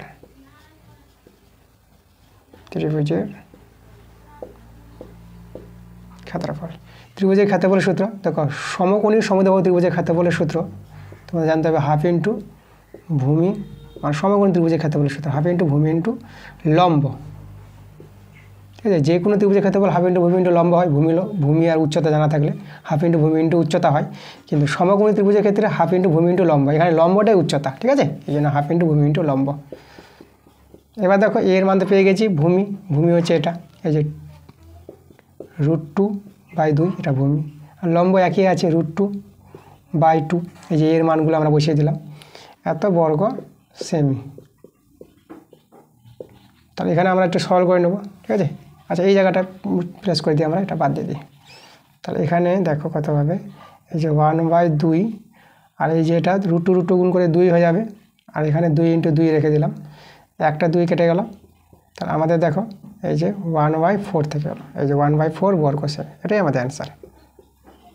এই যে ত্রিভুজের ক্ষেত্রফল 1/4 বর্গ সেমি, ঠিক আছে। আর দেখো 9-2 প্রশ্নটা, এখানে বলছে বৃত্তাকার পার্কের চারধারে ঘিরে সমান চওড়া একটি পথ আছে। পথটির বাইরের প্রান্তের পরিধি 500 মিটার এবং ভিতরের প্রান্তের পরিধি 478 মিটার হলে পথটি কত চওড়া আছে সেটা বের করতে বলেছে। দেখো ছবিটা আগে আমি বোঝাচ্ছি তোমাদের। তাহলে আমাদের দেখো বৃত্তাকার পার্ক আছে, তাহলে আমাদের একটা বৃত্তাকার পার্ক তৈরি করবো, মানে একটা ছোট বৃত্ত আর একটা বড় বৃত্ত। এই যে দেখো, তাহলে ভিতরে যে বৃত্তটা আছে এটা বৃত্তাকার পার্ক, তার চারধারে সমান চওড়া একটা রাস্তা আছে। এখানে আমাদের কেন্দ্রবিন্দু, এটা ও নাম দিয়ে দিলাম। এই যে এটা নাম দিলাম আমরা, এটার নাম দিয়ে দেবো, এই যে এটা ধরে আমরা দিলাম ওপি, এটা ও কিউ। এখানে ওপিটা বড় আনে নিলাম, ওপি, যেটা ওপির ব্যাসার্ধ এটা, ঠিক আছে। এই যে তাহলে ওপিটা হচ্ছে এখানে ব্যাসার্ধ আর, বড় বৃত্তের ব্যাসার্ধ আর, ছোটো বৃত্তের ব্যাসার্ধ যেটা ও কিউ, এটা ছোটো হাতের আর নিয়ে এলাম। তাহলে এখানে যেটা বলেছে, ঠিক আছে, পথটির বাইরে, তাই না, এই যে পথ যেটা আছে রাস্তাটা বাইরের যে পরিধি সেটা আমাদের দেওয়া আছে 500 মিটার। তাহলে পরিধির সূত্র আমরা কি জানি, 2πr, আর হচ্ছে এখানে বড় আরটা নিলাম, পথটি, তাই না, এই যে বড় বৃত্তের পরিধি সেটা আমাদের বলে দিয়েছে 500। আর ভিতরের যেটা পার্কের যে পরিধি, যেটা তো পার্কের পরিধি 2π ছোটো আর হবে। এটা আমাদের কত দেওয়া আছে দেখো, এর পরিধি আমাদের আছে 478। এভাবে দুটো মান জানা আছে। আর আমাদের এই যে বলেছে রাস্তাটি কতটা চওড়া, ঠিক আছে। তো এর নাম যদি আমরা দিই, এটা যদি আমরা দিই টি, তাহলে এই যে আমাদের পিটি বের করতে বলেছে, পিটি দরকার। পিটি আমাদের কী করে পাবো, আমরা এই যে ওপি থেকে যদি ও কিউ বাদ দিয়ে দিই, এই যে ও কিউ বাদ, তাহলে ওপি হচ্ছে আমাদের আর এটা হচ্ছে আমাদের ছোটো আর। তাহলে আর বড় আর মাইনাস ছোটো আর, এই যে এটা আমাদের বের করতে হবে পিটিটা, ঠিক আছে। এটা যদি পেয়ে যায় তো আমাদের অ্যান্সার হয়ে যাবে, সেই পথটির চওড়া কতটা সেটা পেয়ে যাবো আমরা।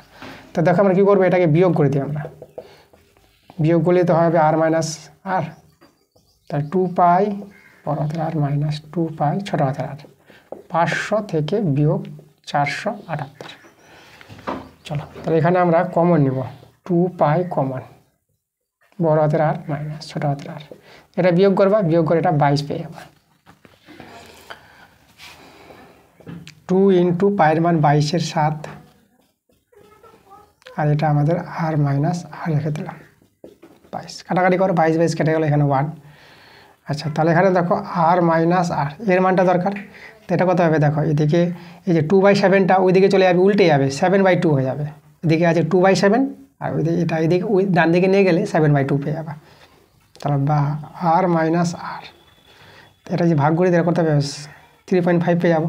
তো আর মাইনাস আরই হচ্ছে আমাদের সেই পথের চওড়া, পথটির চওড়া। তো অতএব পথটির চওড়া, পথটি চওড়া কত পেলাম 3.5 সেমি। এককটা আমাদের কি আছে এখানে, এককটা আমাদের মিটারে আছে, তাহলে মিটার বলবো 3.5 মিটার। এই যে আমাদের অ্যান্সার। এবার দেখো 9-এর 3 নম্বরটা। তো আজকের ক্লাসের শেষ প্রশ্ন, আমরা চলে যাচ্ছি শেষের প্রশ্নে। খুব বড় ভিডিওটা হয়ে গেছে, একদম অনেকগুলো প্রশ্ন, এতগুলো প্রশ্ন সলভ করতে হচ্ছে, A to Z অঙ্ক করে দিয়েছি তোমাদের। চলো শেষের প্রশ্নটা করাই। তো আমাদের যে শেষের প্রশ্ন 9-এর 3 নম্বরটা বলেছি, যদি একটি রম্বসের পরিসীমা 20 সেমি এবং একটি কর্ণের দৈর্ঘ্য 6 সেমি হয় তবে রম্বসের ক্ষেত্রফল বের করতে বলেছে। আচ্ছা, রম্বসের ক্ষেত্রফল। তো চলো আমরা একটা রম্বসের ছবি আঁকি। তো এই যে আমাদের একটা রম্বস, রম্বসের নাম নিয়ে নেব ABCD। রম্বসের দুটি কর্ণ আমরা টেনে নিই। এই যে দেখো AC কর্ণ আর BD কর্ণ, কর্ণ দুটি ধরো O বিন্দুতে ছেদ করেছে। ওকে, এখানে রম্বসের পরিসীমা দেওয়া আছে। তো আমাদের জানতে হবে রম্বসের সবগুলো বাহু সমান হয়, তাই না? তো রম্বসের পরিসীমা জানা থাকলে রম্বসের কিন্তু বাহু দৈর্ঘ্য পেয়ে যাবো 4 দিয়ে ভাগ করলে, যেহেতু বাহু দৈর্ঘ্যগুলো সমান হয় রম্বসের। তো আমরা লিখবো রম্বসের বাহুর দৈর্ঘ্য, রম্বসের বাহুর দৈর্ঘ্য, যেটাকে আমরা AB বলবো। এই যে দেখো প্রত্যেকটা বাহুর দৈর্ঘ্য সমান, আমরা AB নাম নিয়ে নিলাম, একটা বাহু AB। তাহলে AB দৈর্ঘ্য কী হবে, পরিসীমা আছে 20 দেওয়া আছে, তো পরিসীমাকে 4 দিয়ে ভাগ করো, ঠিক আছে? আমাদের এককটা কী আছে, সেমিতে আছে, এত সেমি, 4×5 = 20। তা দেখো ABর মানটা কত পেয়ে গেলাম, তাহলে AB পেয়ে গেলাম 5 সেমি, 5 সেমি, যেটা আমাদের 5 সেমি। আচ্ছা দেখো আমাদের এখানে একটা কর্ণ দেওয়া আছে, কর্ণ দেওয়া আছে আমাদের, আমি ধরে নিলাম যে কর্ণ AC কর্ণটা দেওয়া আছে আমাদের। তারপর ধরি একটি কর্ণ AC, এই কর্ণ কত দেওয়া আছে 6 সেমি। তাহলে AC কর্ণ যদি 6 সেমি দেওয়া আছে, তাহলে দেখো কর্ণগুলি কি হয়, কর্ণগুলি দুটি কর্ণ সমদ্বিখণ্ডিত করে, তাই না? সমকোণে সমদ্বিখণ্ডিত করে, তাহলে সমদ্বিখণ্ডিত সমান দুই ভাগে ভাগ করবে। তাহলে লিখব যেহেতু কর্ণদ্বয় সমদ্বিখণ্ডিত করে, সমদ্বিখণ্ডিত করে, তাহলে আমরা এখানে কি পেয়ে যাব, OA সমান সমান OC পাবো, এবং OB সমান সমান OD পেয়ে যাবো, ঠিক আছে? তাহলে দেখো তো এখানে AC জানা আছে, তাহলে আমরা কিন্তু OA বের করতে পারবো। আচ্ছা, OA কিন্তু আমাদের হাফ AC হয়ে যাবে। তাহলে ACর মান কত, ACর মান তো আমরা 6, তাহলে কাটাকাটি করে 3, তাহলে OA কত পেয়ে গেলাম, OA আমরা 3 সেমি পেয়ে গেলাম। এবার এরা দেখো সমকোণে সমদ্বিখণ্ডিত করে, তাহলে এই কোণটা আমাদের 90 ডিগ্রি, তাই না? এই কর্ণদ্বয়, এই সমকোণ, এখানে আমরা সমকোণে লিখে দিই কথাটা, সমকোণে, রম্বসের কর্ণদ্বয় সমকোণে সমদ্বিখণ্ডিত করে। তাহলে এই কোণটা কী হবে, 90 ডিগ্রি হবে। রম্বসের ধর্ম আছে এটা, রম্বসের দুটি কর্ণ পরস্পর সমকোণে সমদ্বিখণ্ডিত করবে, প্রত্যেকটা কোণ 90 ডিগ্রি হবে, ঠিক আছে? আর কর্ণগুলি সমান দুই ভাগে ভাগ হয়ে যাবে। তাহলে দেখো তো এটা তো সমকোণী ত্রিভুজ, তাহলে আমরা কি পেয়ে গেলাম, তাহলে সমকোণী ত্রিভুজ AOB থেকে পাই, এখানে অতিভুজ হবে আমাদের AB, তাহলে অতিভুজ AB স্কোয়ার, আর এই দুটো যে কোনো ভূমি লম্ব বলে দেবো, এটা ভূমি মানে OA square plus OB square. তাহলে এখানে দেখো আমরা দুটো মান জানা আছে, তাহলে এখানে আমাদের কার মান, OBর মান বের করবো। তাহলে OB স্কোয়ার কত হবে, AB স্কোয়ার, এটা থেকে বিয়োগ হয়ে যাবে OA স্কোয়ার। তাহলে AB হচ্ছে 5, 5-এর স্কোয়ার, আর O এর মান আমরা 3 বের করলাম, এটা 3-এর স্কোয়ার, এটাকে 25, এটা 9, তাহলে হবে কত 16। তাহলে OB স্কোয়ার 16 হলে OB কত পেয়ে যাবো, OBটা আমরা পেয়ে যাবো 4 সেমি। দেখো OB পেয়ে গেলে আমরা BD পেয়ে যাবো, OB ডবল BD হবে, যেহেতু কর্ণদ্বয় সমদ্বিখণ্ডিত করে। তো একটা জায়গাটা আমরা প্লেস করি, তা দেখো OB পেয়েছি, তাহলে BD পেয়ে যাবো, তাহলে অতএব BD আমাদের এটা কর্ণ আছে, তাহলে BD হবে কত 2 × OB ডবল হবে 2 × OBর মান পেয়ে গেলাম 4, এটা গেল আমাদের 8 সেমি, ঠিক আছে? এটা কিন্তু আমাদের কর্ণ। তা দেখো দুটি কর্ণ জানা হয়ে গেছে, AC কর্ণ আমরা দেওয়াই ছিল, আর BD কর্ণ বের করে নিলাম। তো রম্বসের ক্ষেত্রফল পেয়ে যাবো, দুটি কর্ণ জানা থাকলে রম্বসের ক্ষেত্রফল পাওয়া যায়। তো অতএব দিয়ে লিখবো রম্বসের ক্ষেত্রফল। দেখো রম্বসের ক্ষেত্রফল রম্বসের ক্ষেত্রফলের সূত্রটা তোমরা মনে রাখবো হাফ ইন্টু কর্ণদের গুণফল, মানে কর্ণ হচ্ছে এসি গুণিত বিডি। এই যে এটা আমাদের সূত্র। হাফ ইন্টু এসির মান তো 6 আর বিডির মান আমরা 8 বের করলাম, বর্গ সেমি 2 4 8 আর 6 4 24, এই যে 24 বর্গ সেমি। এই যে আমাদের অ্যান্সার। ঠিক আছে, তো আমাদের রম্বসের যে ক্ষেত্রফল বের করতে বলেছিল কত পেলাম? 24 বর্গ সেমি। তো এই ছিল আমাদের আজকে ক্লাসের অঙ্কগুলো। দেখো সব অঙ্কগুলো কমপ্লিট করে দিয়েছি, ভিডিওটা বড় হয়েছে কিন্তু তোমাদের সব অঙ্ক তোমরা পেয়ে গেছো। তাহলে মনোযোগ সহকারে ক্লাসগুলো দেখো, কোনো জায়গায় যদি সমস্যা হয়, ডাউট মনে হয়, তাহলে তোমরা কমেন্টে জানাবা।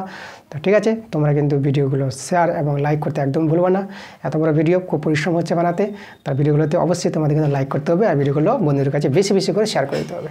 তো দেখা হচ্ছে তোমাদের সঙ্গে পরের ভিডিওতে। তোমরা সবাই ভালো থেকো।